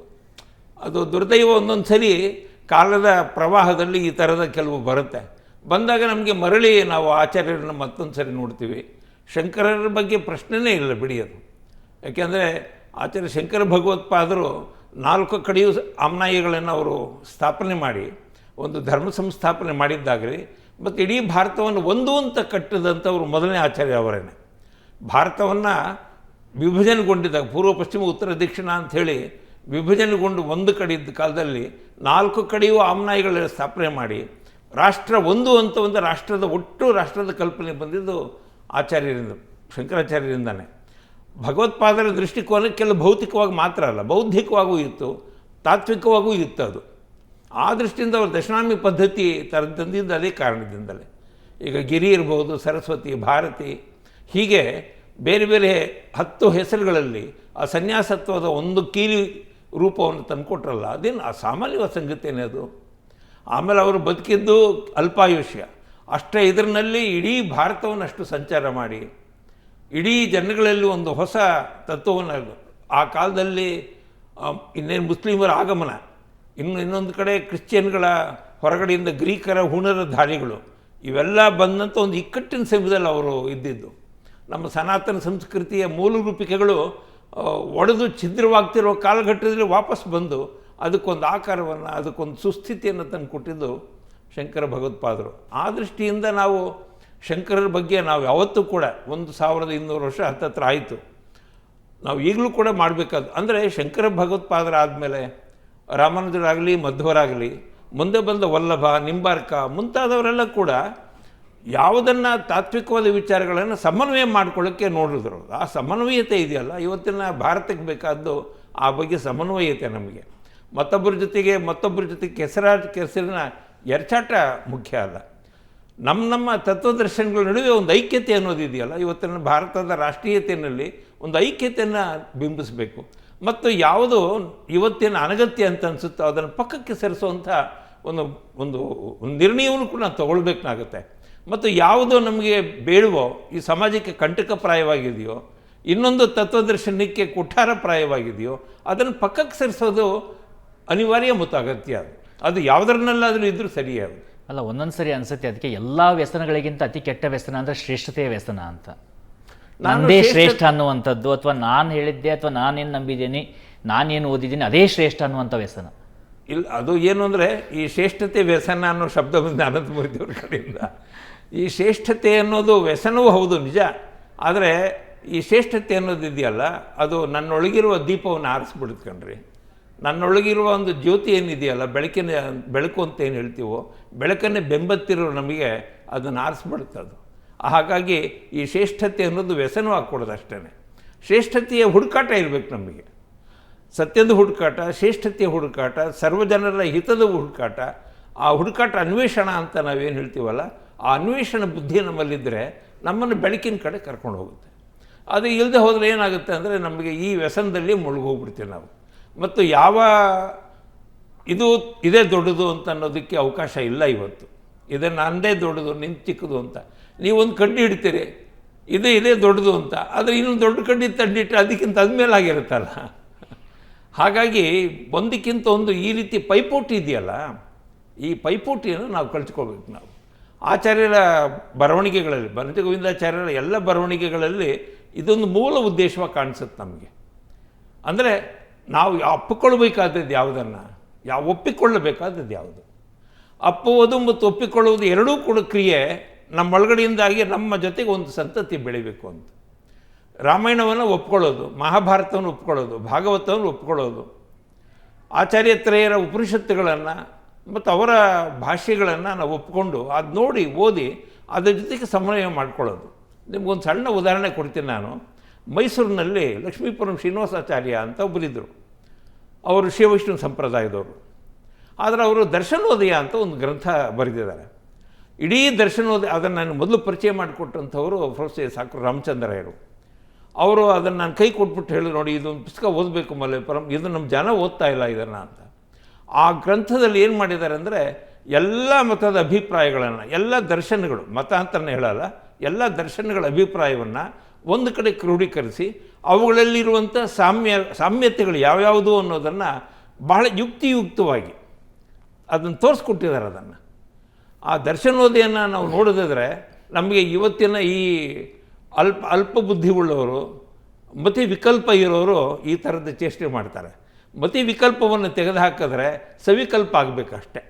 ಅಲ್ಲ, ನನಗನ್ಸುತ್ತೆ ಇನ್ನೊಂದು, ಈ ಮೂಲ ಗ್ರಂಥಗಳನ್ನು ಸಂಸ್ಕೃತದಲ್ಲಿ ಅಧ್ಯಯನ ಮಾಡೋದು ಒಂದು, ಇನ್ನೊಂದು ಮೂಲ ಗ್ರಂಥದ ಉತ್ತಮವಾದಂಥ ಅಥವಾ ಯಾವುದೇ ಕಲ್ಮಶವಿಲ್ಲದಂಥ ಅನುವಾದವನ್ನು ಓದುವಂಥದ್ದು. ಈ ಓದುವ ಪ್ರಕ್ರಿಯೆ ಒಂದು ಅಷ್ಟು ಇನ್ ಡಿಟೇಲಾಗಿ ಹೋಗ್ತಾ ಇಲ್ಲ ಅಥವಾ ಇಂಡೆಪ್ತಾಗಿ ಹೋಗ್ತಾ ಇಲ್ಲ ಅಂತ ಒಂದು ಕಡೆ ಅನಿಸ್ತಾ ಇದ್ದರೆ, ಇನ್ನೊಂದು ಕಡೆ ಸಂಸ್ಕೃತವನ್ನು ಕಲಿಯೋದನ್ನು ಕೂಡ ಅಷ್ಟೇ ದೂರವಾಗಿ ಇಡ್ತಾ ಬಂದಂಥದ್ದು ಒಂದು ಪರಿಪಾಠ. ಎಷ್ಟೋ ಕಡೆ ಹೇಳ್ತಾ ಇದ್ರು ಸಂಸ್ಕೃತ ಇನ್ನೇನು ಸತ್ತ ಭಾಷೆ ಅಂತೇಳಿ. ಅಂಥ ಸಂದರ್ಭದಲ್ಲಿ ಅಚ್ಚರಿ ಅನ್ನುವಾಗೆ ಕರ್ನಾಟಕದಲ್ಲಿ ಸಂಸ್ಕೃತ ವಿಶ್ವವಿದ್ಯಾಲಯ ಸ್ಥಾಪನೆ ಆಗುತ್ತೆ, ಅದರ ಮೊದಲ ಉಪಕುಲಪತಿಗಳಾಗಿ ನೀವು ಆಯ್ಕೆ ಆಗ್ತೀರಿ. ಆ ಅನುಭವವನ್ನು ಹೇಳ್ಕೊಳ್ಳೋದಾದರೆ ಆ ಸಂಸ್ಕೃತ ಅವಾಗ ಯಾಕೆ ಅಷ್ಟು ಮಹತ್ವ ಅನ್ನಿಸ್ತು, ನಿಮ್ಮ ಅವಧಿಯಲ್ಲಿ ಆದಂಥ ಬೆಳವಣಿಗೆಗಳನ್ನು ನೆನಪು ಮಾಡ್ಕೊಳ್ಳೋದಾದರೆ? ಏನು ಅಂದರೆ ಸಂಸ್ಕೃತಕ್ಕೆ ಅದೊಂದು ಬರೀ ಭಾಷೆ ಅಲ್ಲ, ಸಂಸ್ಕೃತದಲ್ಲಿ ಒಂದು ಬೆಳಕಿದೆ. ಆ ಬೆಳಕಿನ ಹುಡುಕಾಟಕ್ಕಾಗಿ ಹೋಗಬೇಕಾದ್ದು. ಕನ್ನಡ ನಮ್ಮ ಇಡೀ ಕರ್ನಾಟಕದಲ್ಲಿ ಹಾಗೆ ನೋಡೋದಾದರೆ ದಕ್ಷಿಣ ಭಾರತಕ್ಕೆ, ಉತ್ತರ ಭಾರತಕ್ಕಿಂತ ದಕ್ಷಿಣ ಭಾರತಕ್ಕೆ ಆಧುನಿಕ ಕಾಲದಲ್ಲಿ ಭಾಳ ದೊಡ್ಡ ವಿದ್ವಾಂಸರು ಬಂದಾಗೋದ್ರು. ಇಲ್ಲಿ ಒಂದು ಸುಮಾರು ನಾನು ಹೇಳೋದಾದರೆ ಒಂದು 10-15 ಜನ ಪಟ್ಟಿ ಹೇಳ್ಬೋದು ನಾನು. ನಾನು ಮೊದಲೇ ಹೇಳಿದಾಗ ಹಾನಕಲ್ ವಿರೂಪಾಕ್ಷ ಶಾಸ್ತ್ರಿಗಳು, ವೈದ್ಯನಾಥ ಕಂಠಿ ವೈದ್ಯನಾಥ ಶಾಸ್ತ್ರಿಗಳು, ಮೀಮಾಂಸೆ ಕಂಠೀರವ ವೈದ್ಯನಾಥ ಶಾಸ್ತ್ರಿಗಳು, ನರಹರಿ ಶಾಸ್ತ್ರಿಗಳು, ಚಪ್ಪಲಿ ವಿಶ್ವೇಶ್ವರ ಶಾಸ್ತ್ರಿಗಳು, ಒಂದು ಪಟ್ಟಿ ಇದೆ. ಆ ಥರದಲ್ಲಿ ಬೇರೆ ಬೇರೆಯವರು ತುಂಬ ಜನ ಇದ್ದಾರೆ. ಆಸೂರಿ ರಾಘವಾಚಾರ್ಯರು, ಹೀಗೆ ಅವರೆಲ್ಲ ಏನಂದ್ರೆ ಮೂಲ ಗ್ರಂಥಗಳನ್ನು ಅಧ್ಯಯನ ಮಾಡಿದವರು. ಮೂಲ ಗ್ರಂಥಗಳ ಅಧ್ಯಯನ ಮಾಡಿ ಮೂಲ ಗ್ರಂಥಗಳ ಜೊತೆಗೆ ಅದು ಗುರು ಶಿಷ್ಯ ಪರಂಪರೆಯಲ್ಲಿ ಬೆಳೆದಿದ್ದು. ಈಗ ಒಂದು ಸಣ್ಣ ಉದಾಹರಣೆ ಕೊಡ್ತೀನಿ. ಪ್ರೊಫೆಸರ್ ಎಂ ಹಿರಿಯಣ್ಣವರು ಮೈಸೂರು ವಿಶ್ವವಿದ್ಯಾಲಯದ ಮೊದಲ ಸಂಸ್ಕೃತ ಪ್ರೊಫೆಸರ್ ಮತ್ತು ಅವರು ದರ್ಶನಶಾಸ್ತ್ರದಲ್ಲಿ ತುಂಬ ಒಳ್ಳೆಯ ಹೆಸರು. ಅವರು ಎಸೆನ್ಷಿಯಲ್ ಆಫ್ ಇಂಡಿಯನ್ ಫಿಲಾಸಫಿ ಮತ್ತು ಔಟ್ಲೈನ್ಸ್ ಆಫ್ ಇಂಡಿಯನ್ ಫಿಲಾಸಫಿ ಅಂತ 2 ಗ್ರಂಥಗಳನ್ನು ಬರೆದರು. ಅದರಲ್ಲಿ ಒಂದು ದರ್ಶನದ ಮೇಲೆ ಬರೆಯುವಾಗ ಅವರು ಒಂದು ಮಾತು ಹೇಳಿದರು, ನನಗೆ ಈ ದರ್ಶನದ ಅನುಭವ ಇಲ್ಲ, ನಾನು ಬರೀ ಕೇವಲ ಟೆಕ್ಸ್ಟ್ ಓರಿಯೆಂಟೆಡಾಗಿ ಓದಿದ್ದೀನಿ, ನನಗೆ ಅನುಭವ ಇಲ್ದಿರೋದನ್ನು ನಾನು ಇದನ್ನು ಬರೆಯೋಕ್ಕೆ ಹೋಗಲ್ಲ ಅಂಥೇಳಿ ಬಿಟ್ಟು ಅದನ್ನು ಮತ್ತೆ ವಾಪಸ್ ಬಂದು ಒಬ್ಬ ಆಚಾರ್ಯರ ಹತ್ರ ಕೂತ್ಕೊಂಡು ಅಧ್ಯಯನ ಮಾಡಿ ಅನುಭವ ಪಡೆದು ಮತ್ತೆ ಬಂದು ಅವರ ಆ ಚಾಪ್ಟರ್ ಬರೀತಾರೆ. ಅಂದರೆ ಒಬ್ಬ ಹಿರಿಯ ಭಾಳ ನಮಗೆ ಸರ್ವಮಾನ್ಯ ಸ್ಥಿತಿಯಲ್ಲಿರ್ತಕ್ಕಂಥ ಪ್ರೊಫೆಸರ್ ಎಂ ಹಿರಿಯಣ್ಣವರು ಅಂಥ ಕೆಲಸ ಮಾಡಿದರು. ನಮ್ಮಲ್ಲಿ ಮೂಲ ಗ್ರಂಥಗಳ ವ್ಯಾಸಂಗ ಈಗ ಕಡಿಮೆ. ಮೂಲ ಗ್ರಂಥ ಜೊತೆಗೆ ಅನುವಾದಗಳ ಏನಾಗಿದೆಯೋ ಅನುವಾದಗಳಲ್ಲೂ ಕೂಡ ಸರಿಯಾದ ರೀತಿ ಒಳ್ಳೆಯ ಅನುವಾದಗಳಿದ್ದರೆ ನೀವು ಅನುವಾದ ಓದ್ಕೊಳ್ಳುವಾಗ ನೀವು ನಿಮ್ಮ ಭಾವಾಭಿನಿವೇಶ ಅದ್ರ ಜೊತೆಗೆ ಸೇರಿಕೊಳ್ಳುತ್ತೆ. ನಿಮಗೆ ಆದದ್ದು ಒಂದು ಅರ್ಥನ ಅಲ್ಲಿ ಹಿಡಿತೀರಿ, ವಾಸ್ತವಿಕವಾದ ಅರ್ಥ ಬಿಡ್ತೀರಿ, ಒಂದು ಅರ್ಥವನ್ನು ಹಚ್ಚಿ ಇನ್ನೊಂದು ಅರ್ಥ ತಗೊಳ್ತೀರಿ. ಈ ತೊಗೊಂಡಾಗ ಇಂಥ ಅಪಸವ್ಯಗಳಿಗೆ ಕಾರಣ ಆಗುತ್ತೆ ಅಂತ ಈ ದೃಷ್ಟಿಯೆಲ್ಲ ಯೋಚನೆ ಮಾಡಿದಾಗ ಕರ್ನಾಟಕ ಸಂಸ್ಕೃತ ವಿಶ್ವವಿದ್ಯಾಲಯ ಆರಂಭ ಮಾಡಿದಾಗ ನಾನು ಇಲ್ಲಿ ಕರ್ನಾಟಕದಲ್ಲಿ ಸುಮಾರು ಒಂದು 230 ಪಾಠಶಾಲೆಗಳಿದ್ವು, 12-13 ಕಾಲೇಜುಗಳಿದ್ವು. ಅವನ್ನೆಲ್ಲ ಮೊದಲು ಸಬಲೀಕರಣ ಮಾಡಬೇಕು ಅಂತ ಮೊದಲು ಸಬಲೀಕರಣ ಮಾಡಿದ್ದು. ನಂತರ ಪಠ್ಯಗಳಿದ್ವು, ಪ್ರಾಚೀನ ಪಠ್ಯಗಳಿದ್ವು, ಅದನ್ನು ಎಷ್ಟು ಉಳಿಸ್ಕೊಂಡು ಅದನ್ನು ಆಧುನೀಕರಣಗೊಳಿಸ್ಕೊಟ್ಟೆ. ಆಧುನೀಕರಣಗೊಳಿಸಿದ್ದರಿಂದ ಏನಾಯಿತು, ಮೊದಲು ಒಂದು 60,000 ಜನ ವಿದ್ಯಾರ್ಥಿಗಳಿದ್ದವರು 1,20,000 ಜನಕ್ಕೆ ಬಂದರು. ಕಾಲಕ್ರಮೇಣ 1.5 ಲಕ್ಷ ತನಕ ವಿದ್ಯಾರ್ಥಿಗಳು ಪ್ರತಿ ವರ್ಷ ಅವರು ಇದನ್ನು ತಗೊಳ್ಳೋಕ್ಕೆ ಶುರು ಮಾಡಿದ್ರು. ಹಾಗಾಗಿ ಕರ್ನಾಟಕದಲ್ಲಿ ಸಂಸ್ಕೃತದ ಸಂಗೋಪನೆ ಆಗಬೇಕು, ಅದು ವಿಸ್ತಾರ ಆಗಬೇಕು ಮತ್ತು ಎಲ್ಲ ಸಮುದಾಯದ ಜನಗಳಿಗೂ ಈ ಸಂಸ್ಕೃತ ಅಂತಂದರೆ ಅದೊಂದು ನಾವು ಕಲಿಬೇಕಾದದ್ದು, ನಮ್ಮ ವ್ಯಕ್ತಿತ್ವವನ್ನು ಅರಳಿಸ್ಕೊಳ್ಳೋದಕ್ಕೆ ಈ ಭಾಷೆ ಕೂಡ ಒಂದು ಸಾಧನ ಅಂತ. ಭಾಷೆ ಕೇವಲ ಅದನ್ನು ನಾವೇನು ಅಂದ್ಕೊಂಡಿದ್ದೀವಿ ಇವತ್ತಿನ ಸಂದರ್ಭದಲ್ಲಿ, ಅದನ್ನು ಕೇವಲ ಒಂದು ಮಾಧ್ಯಮ ಅಂತ ಅಂದ್ಕೊಂಡಿದ್ದೀವಿ, ಒಂದು ಮೀಡಿಯಾ ಅಷ್ಟೇ ಅಂತ. ಭಾಷೆ ಒಂದು ಮೀಡಿಯಾ ಮಾತ್ರ ಅಲ್ಲ. ಪ್ರಾಚೀನವಾದಂಥ ಭರ್ತೃಹರಿ ಪತಂಜಲಿ ಮುಂತಾದವರಿಗೆ ಈ ಭಾಷೆ ಅನ್ನೋದು ನಮಗೊಂದು ಬೆಳಕಿನ ದಾರಿ. ಅದು ನಮ್ಮ ಬೆಳಕಿನ ಕಡೆ ಕರ್ಕೊಂಡು ಹೋಗಬೇಕಾದ್ರೆ ಆ ಭಾಷೆಯನ್ನು ವಾಸ್ತವವಾಗಿ ಏನಿದೆಯೋ ಅದನ್ನೇ ಅರ್ಥ ಮಾಡ್ಕೋಬೇಕು ಅಂತ. ಆ ದೃಷ್ಟಿಯಿಂದ ಸಂಸ್ಕೃತ ವಿಶ್ವವಿದ್ಯಾಲಯದಲ್ಲಿ ಈ ಪಾಠಶಾಲೆಗಳ ಸಬಲೀಕರಣ ಮಾಡಿದ್ದು, ಕಾಲೇಜುಗಳಿಗೆ ಹೆಚ್ಚು ಮಾಡಿದ್ದು. ನಾನು ಹೊರಗಡೆ ಬರೋ ಕಾಲಕ್ಕೆ ಕಾಲೇಜ್ 23-24 ಕಾಲೇಜುಗಳಾದವು. ಅಂದರೆ ಹೆಚ್ಚು ಕಡಿಮೆ ಒಂದು 8-10 ಕಾಲೇಜುಗಳನ್ನು ಹೊಸದಾಗಿ ಆರಂಭ ಆದವು. ಪಾಠಶಾಲೆಗಳೊಂದು 200 ಪಾಠಶಾಲೆಗಳಾದವು. ಸಾಕಷ್ಟು ಜನ ಅಧ್ಯಾಪಕರ ನೇಮಕಾತಿ ಕೂಡ ಆಯಿತು. ಹೀಗೆ ಒಂದು ಸಂಸ್ಕೃತವನ್ನು ಅದರ ಶೈಕ್ಷಣಿಕ ದೃಷ್ಟಿಯಿಂದ, ಅದರ ಭೌತಿಕ ದೃಷ್ಟಿಯಿಂದ, ಅದರ ಬೌದ್ಧಿಕ ಬೇರೆ ಬೇರೆ ವಿವಿಧ ಆಯಾಮಗಳಿಂದ ಅದಕ್ಕೊಂದು ರೂಪ ಕೊಡೋಕ್ಕೆ ಸಾಧ್ಯ ಆಯಿತು. ಆ ಸಾಧ್ಯ ಆಗಿದ್ದೇನು ಅಂತ ಹೇಳಿದ್ರೆ, ನಾನು ಸಂಸ್ಕೃತದಲ್ಲಿ ಇದರ ಎಲ್ಲ ಸಂಕಷ್ಟಗಳು ನೋಡಿದ್ದೆ. ಇಲ್ಲಿ ಏನೇನು ಒಬ್ಬೊಂದೊಂದು ಸಮುದಾಯದವರು ಏನೇನು ಭಾವನೆಗಳಿಂದ ಇದ್ದಾರೆ, ನಾನು ಆ ಎಲ್ಲ ಭಾವನೆಗಳಿಗೆ ಒಂದು ಏಕಸೂತ್ರತೆಯನ್ನು ಪರಿಗಣಿಸಬೇಕು, ಸಂಸ್ಕೃತದ ಮೂಲಕ ಇವ್ರನ್ನೆಲ್ಲ ಕಟ್ಟಾಕಬೇಕು ಅಂಥೇಳಿ ನಾನು ಅದನ್ನು ಒಂದು ರೂಪಪಟ್ಟು ಸಂಸ್ಕೃತಕ್ಕೆ ಮಾಡಿದ್ದು. ಆಗ ಬೇಕಾದಷ್ಟು ಪುಸ್ತಕಗಳು ಹೊರಗಡೆ ಬಂದವು. ಬೇರೆ ಬೇರೆ ನಮ್ಮ ಕರ್ನಾಟಕದ ಪ್ರಾಚೀನ ವಿದ್ವಾಂಸರನ್ನು ಕುರಿತು ಅನೇಕ ರಾಜ್ಯ ಮಟ್ಟದ ಸಮ್ಮೇಳನಗಳು ಮಾಡಿದ್ದು. ಹೀಗೆ ಬೇಕಾದಷ್ಟು ಕೆಲಸಗಳನ್ನು 4 ವರ್ಷದ ಅವಧಿಯಲ್ಲಿ ಮಾಡಿ, ಸಂಸ್ಕೃತ ಅಂದರೆ ಅದು ಕೇವಲ ಅದು ಪೌರೋಹಿತ್ಯದ ಅಥವಾ ಜ್ಯೋತಿಷ್ಯದ ಮಾತ್ರ ಅಲ್ಲ, ಪೌರೋಹಿತ್ಯ ಜ್ಯೋತಿಷ್ಯ ಬಿಟ್ಟು ಅದರ ಆಚೆಗೂ ಕೂಡ ಭಾಷೆಗೆ ಒಂದು ಪ್ರಾಧಾನ್ಯತೆ ಇದೆ ಅನ್ನೋದನ್ನು ಸ್ವಲ್ಪ ತರೋದು ಒಂದು ಪ್ರಯತ್ನವನ್ನು ನಾನು ಮಾಡಿದೆ. ನನ್ನ ಮಟ್ಟಿಗೆ ಅದು 4 ವರ್ಷಗಳ ಕಾಲದಲ್ಲಿ ನಾನೇನು ಮಾಡಿದ್ನೋ ಅದು ನನಗೆ ಸರಿ ಅನಿಸಿದೆ. ಅಲ್ಲ, ಇವತ್ತಿನ ನೋಡಿ ಒಟ್ಟು ಒಂದೇನೆಂದರೆ ಆ ಪಠ್ಯ ಪುಸ್ತಕ ಅಥವಾ 4 ಗೋಡೆಯ ಆಚೆಗೂ ಕೂಡ ಇವತ್ತು ಸಂಸ್ಕೃತ ಬರ್ತಾ ಇದೆ ಅನ್ನೋದಕ್ಕೆ ನಮ್ಮಲ್ಲಿನೇ ಒಬ್ಬರು ಬಂದಿದ್ದರು ಸಮಷ್ಟಿ ಅಂತೇಳಿ. ಅವರು ಸಂಸ್ಕೃತದಲ್ಲಿ ಕಂಟೆಂಟ್ ಕ್ರಿಯೇಟ್ ಮಾಡ್ತಾರೆ. ಇಲ್ಲಿ ಸಂಸ್ಕೃತ ಬೈಕರ್ಸ್ ಗ್ರೂಪ್ ಆಗಿದ್ದಾವೆ. ಪ್ರತಿ ಭಾನುವಾರ ಕಬ್ಬನ್ ಪಾರ್ಕಲ್ಲಿ ಹೋದಾಗ ಬೆಳಗ್ಗೆ ಸಂಸ್ಕೃತದಲ್ಲಿ ಅಲ್ಲಿ ಮಾತುಗಳಾಗ್ತವೆ. Irrespective of caste and religion ಎಲ್ಲರೂ ಬಂದು ಸೇರುವಂಥ ಒಂದು ಪ್ರಕ್ರಿಯೆಗಳು ಶುರು ಆಗ್ತಾ ಇದ್ದಾವೆ. ಆದರೆ ಅದೆಲ್ಲದೂ ಶುರು ಆಗೋದಕ್ಕೆ ಇಷ್ಟು ವರ್ಷ ಬೇಕಾಯ್ತಾ? ಸ್ವತಂತ್ರ ಸಿಕ್ಕು 75 ವರ್ಷಗಳು ಕಳೆದು ಹೋಗಬೇಕಾಯ್ತಾ ಅಂಥೇಳಿ? ಭಾರತವನ್ನು ಆಳಿದಂಥ, ಹಾಳು ಮಾಡಿದಂಥ ಬ್ರಿಟಿಷರ ಭಾಷೆಗಿರುವಂಥ ಮಹತ್ವ ಇದೇ ನೆಲದಲ್ಲಿ ಹುಟ್ಟಿ ಇದೇ ನೆಲದ ಸಂಸ್ಕೃತಿಯನ್ನು ವಿಶ್ವಕ್ಕೆ ಸಾರಿದಂಥ ಸಂಸ್ಕೃತಕ್ಕೆ ಯಾಕೆ ಇಲ್ಲದೆ ಹೋಯಿತು ಅಂತ? ಅದು ನಾವೇ ಅದಕ್ಕೆ ಕಾರಣ. ನಮ್ಮ ನಮ್ಮ ನಮ್ಮ ಪರಿಮಿತಿಯಲ್ಲಿ ನಾವು ಬದುಕಿದ್ವು. ನಾವು ಅದನ್ನು ಬಚ್ಚಿಟ್ಟೆವು, ಅದನ್ನು ಮುಚ್ಚಿಟ್ಟೆವು, ಆಮೇಲೆ ಬಿಚ್ಚಿಟ್ಟೆವು. ನಮಗೆ ಒಂದು ಕಾಲದಲ್ಲಿ ಅದನ್ನು ಬಚ್ಚಿಟ್ಟಿದ್ರು, ಮುಚ್ಚಿಟ್ಟಿದ್ರು. ಅದು ಎಲ್ಲೂ ಕೂಡ ಹೊರಗಡೆ ಬರದೇ ಇರೋ ಹಾಗೆ ಕಾಲಕ್ರಮೇಣ 70 ವರ್ಷಗಳ ತರುವಾಯ ನಂತರದಲ್ಲಿ ಅದು ವಿಶ್ವವಿದ್ಯಾಲಯ ಆರಂಭ ಆದಾಗ, ನಮ್ಮ ಕಾಲೇಜುಗಳು ಪ್ರವರ್ಧಮಾನಕ್ಕೆ ಬಂದಾಗ ಅಲ್ಲಿದ್ದ ಯಾವುದನ್ನು ಬಚ್ಚಿಟ್ಟಿದ್ವೋ ಅದನ್ನು ಮುಚ್ಚಿಟ್ಟಿದ್ದನ್ನು ನಾವು ಬಿಚ್ಚಿಟ್ಟೆವು ಅಂತ ಹೇಳಿದ್ರೆ ಹೆಚ್ಚು ಉಚಿತ ಅನಿಸುತ್ತೆ ನಮಗೆ. ಹಾಗಾಗಿ ನಾವು ಈಗ ಸಂಸ್ಕೃತವನ್ನು, ಸಂಸ್ಕೃತ ಭಾಷೆಯನ್ನು, ಸಂಸ್ಕೃತ ಸಾಹಿತ್ಯವನ್ನು, ಸಂಸ್ಕೃತದಲ್ಲಿರುವ ಅನರ್ಘ್ಯವಾದಂಥ ಎಷ್ಟೋ ವಿಚಾರಗಳನ್ನು ನಾನು ಎರಡು ಕೋಶಗಳು ನಾನು ಅನುವಾದ ಮಾಡಿ ಅದನ್ನು ಟಿಪ್ಪಣಿ ಬರೆದು ಚಿತ್ರಸಹಿತ ಬಿಡುಗಡೆ ಅದನ್ನು ಲೋಕಾರ್ಪಣೆ ಆಗಿ 10 ವರ್ಷಗಳು ಕಳೆದವು. ಮೊದಲನೆಯದು ಅಭಿಷಿತ ಚಿಂತಾಮಣಿ ಅಥವಾ ಮಾನಸೋಲ್ಲಾಸ ಅಂತ 11ನೇ ಶತಮಾನದ 3ನೇ ಚಾಲುಕ್ಯ ಚಕ್ರವರ್ತಿ 3ನೇ ಸೋಮೇಶ್ವರನ ಒಂದು ವಿಶ್ವಕೋಶ. ನೀವು ಅದು ಓದಿದ್ರೆ ನಮ್ಮಲ್ಲಿ ಎಷ್ಟು ಬಗೆಯ ಬಹುಶಾಸ್ತ್ರೀಯವಾದ ಲೋಕೋಪಯೋಗದಂಥ ಅನೇಕ ಗ್ರಂಥಗಳು ಹೇಗಿದ್ವು ಅಂತ ನಮ್ಗೆ ಗೊತ್ತಾಗುತ್ತೆ. ನಮಗೆ ಒಂದು ಕಾಲಘಟ್ಟದಲ್ಲಿ ಇದು ವಿಕಾಸಶೀಲತೆ ಇತ್ತು. ಬ್ರಿಟಿಷರು ಬಂದ ಕಾಲದಲ್ಲಿ ಅವನ್ನೆಲ್ಲ ನಮ್ಮಲ್ಲಿದ್ದಂಥ ಎಲ್ಲ ಗುರುಕುಲಗಳು ನಾಶವಾದವು. ನಮ್ಮಲ್ಲಿದ್ದಂಥ ಸಂಸ್ಕೃತದ ಬಗ್ಗೆ ಒಂದು ಅವಜ್ಞೆಯನ್ನು ಶುರು ಮಾಡ್ಕೊಳ್ಳೋದಕ್ಕೆ ಮೆಕಾಲೆ ಪದ್ಧತಿಯಿಂದ ಶುರುವಾಗಿದ್ದ ಈ ಸಂತತಿ ಇದು ಡೆಡ್ ಲ್ಯಾಂಗ್ವೇಜ್ ಅಂತ ಹೇಳಿ ಹೇಳಿ ಹೇಳಿ ಹೇಳಿ ಹೇಳಿ ಹೇಳಿ ಏನು ಮಾಡಿದೆ, ಅದನ್ನು ಹಿಂದಕ್ಕೆ ಸರಿಸಿದ್ರು. ತನ್ನ ಇಂಗ್ಲೀಷ್ ಭಾಷೆನ ಹೇರಿದ್ರು. ಇದ್ರ ಮೇಲೆ ಇಂಗ್ಲೀಷ್ ಭಾಷೆಯನ್ನು ಹೇರ್ತಾ ಏನಾಯಿತು, ಎಲಿಮೆಂಟ್ರಿ ಶಾಲೆಗಳು, ನಂತರದಲ್ಲಿ ಇಂಗ್ಲೀಷನ್ನು ಕ್ರೈಸ್ತ ಮಿಷನರಿಗಳ ಶಾಲೆಗಳು ಆರಂಭ ಆದವು. ಸಂಸ್ಕೃತಕ್ಕಿದ್ದ ಪ್ರಾಧಾನ್ಯತೆ, ಸಂಸ್ಕೃತ ಎಲ್ಲ ಗುರುಕುಲಗಳಲ್ಲಿದ್ದಿತ್ತು, ಅದು ಸಾರ್ವಜನಿಕ ಬರೋಕ್ಕಾಗಲಿಲ್ಲ. ಹಾಗೆ ನೋಡೋದಾದರೆ 80 ಈಗ 20ರ ದಶಕ, ಈಗ 20ನೇ ಶತಮಾನ ಈಗ 2000 ವರ್ಷಗಳಿಂದ ಸ್ವಲ್ಪ ಹೆಚ್ಚು ಇದರ ಬಗ್ಗೆ ಅವೇರ್ನೆಸ್ ಶುರು ಮಾಡ್ಕೊಳ್ಳೋಕ್ಕಾಯಿತು ಅಂತ ಅನ್ಸುತ್ತೆ ನನಗೆ. ಯಾಕೆಂದರೆ ಕರ್ನಾಟಕ ಮಾತ್ರ ಅಲ್ಲ, ಆಂಧ್ರ, ತಮಿಳುನಾಡು, ಕೇರಳ, ಬೇರೆ ಬೇರೆ ಭಾಗಗಳಲ್ಲೂ ಕೂಡ ಸಂಸ್ಕೃತಕ್ಕೆ ಒಂದು ಇದರಲ್ಲಿ ವಿಶೇಷವಾದ ಪಾತ್ರ ವಹಿಸಿದ್ದು ಸಂಸ್ಕೃತ ಭಾರತಿ. ಅಕ್ಷರಮ್ಯನ ಸಂಸ್ಕೃತ ಭಾರತಿ ಮನೆಗಳಲ್ಲೂ ಸಂಸ್ಕೃತವನ್ನು, ಗ್ರಾಮಗಳಲ್ಲೂ ಕೂಡ ಸಂಸ್ಕೃತ ಮನೆಗಳನ್ನು ಸಂಸ್ಕೃತ ಗೃಹ ಅಂತಲೇ ಕರೆದರು. ಮತ್ತು ಈಗ ನಮಗೆ ಗೊತ್ತಿರೋ ಹಾಗೆ ಶಿವಮೊಗ್ಗದ ಹತ್ತಿರ ಇರುವ ಮತ್ತೂರು ಗ್ರಾಮ ಏನಿದೆಯೋ ಅದು ಸಂಸ್ಕೃತ ಗ್ರಾಮವೇ. ಹೀಗೆ ಸಂಸ್ಕೃತಕ್ಕೆ ಸಮುದಾಯ ಕೇಂದ್ರಿತ ಬಂದಾಗ, ಯಾವುದು ಕುಟುಂಬ ಕೇಂದ್ರಿತವಾಗಿತ್ತೋ, ಕುಟುಂಬ ಕೇಂದ್ರಿತವಾದ ಈ ಸಂಸ್ಕೃತವನ್ನು ಸಮುದಾಯ ಕೇಂದ್ರಿತ ಮಾಡಿದಾಗ ಆಗೋದಕ್ಕೆ ಆದ ಮೇಲೆ ಈ ಕಳೆದ ಒಂದು 20-25 ವರ್ಷದ ಅವಧಿಯಲ್ಲಿ ಸಂಸ್ಕೃತಕ್ಕೆ ಒಂದು ವಿಶಿಷ್ಟವಾದಂಥ ಒಂದು ದಾರಿ ನಿರ್ಮಾಣ ಆಗಿದೆ ಅಂತ ನಾನು ತಿಳ್ಕೊಳ್ತೀನಿ. ಇವನ್ ಸ್ವತಂತ್ರ ಸಿಕ್ಕಾಗಲೂ ಕೂಡ ಕೆಲವೊಂದು ಕಡೆ ಪ್ರಾಮಿನೆಂಟ್ ವಾಯ್ಸ್ಗಳು ಕೂಡ ಕೇಳಿ ಬಂದಿದ್ದಂದರೆ ಸಂಸ್ಕೃತವನ್ನೇ ರಾಷ್ಟ್ರಭಾಷೆಯನ್ನಾಗಿ ಮಾಡಬೇಕು ಅಂಥೇಳಿ. ಆದರೆ ಆ ಸಂದರ್ಭದಲ್ಲೂ ಸಾಧ್ಯ ಆಗೋದಿಲ್ಲ. ಬದಲಾಗಿ ಹಿಂದಿಯನ್ನು ಒಂದು ಆಡಳಿತ ಭಾಷೆಯನ್ನಾಗಿ ಇಟ್ಕೊಳ್ತಾರೆ. ಈಗ ಅದನ್ನು ಹಿಂದಿಯನ್ನೇ ರಾಷ್ಟ್ರಭಾಷೆ ಅಂತ ಹೇಳ್ಕೊಳ್ತಾ ಇದ್ದಾರೆ. ಬಟ್ ಅದು ಸರ್ವವಿದಿತವಾಗಿ ಕೂಡ ಅದು ಯಾವುದೇ ರಾಷ್ಟ್ರಭಾಷೆ ಇವತ್ತು ಭಾರತದಲ್ಲಿಲ್ಲ. ಎಲ್ಲವೂ ಅಧಿಕೃತವಾದಂಥ ಭಾಷೆಗಳಿದ್ದಾವೆ, ಎಲ್ಲವೂ ರಾಷ್ಟ್ರಭಾಷೆಗಳೇ.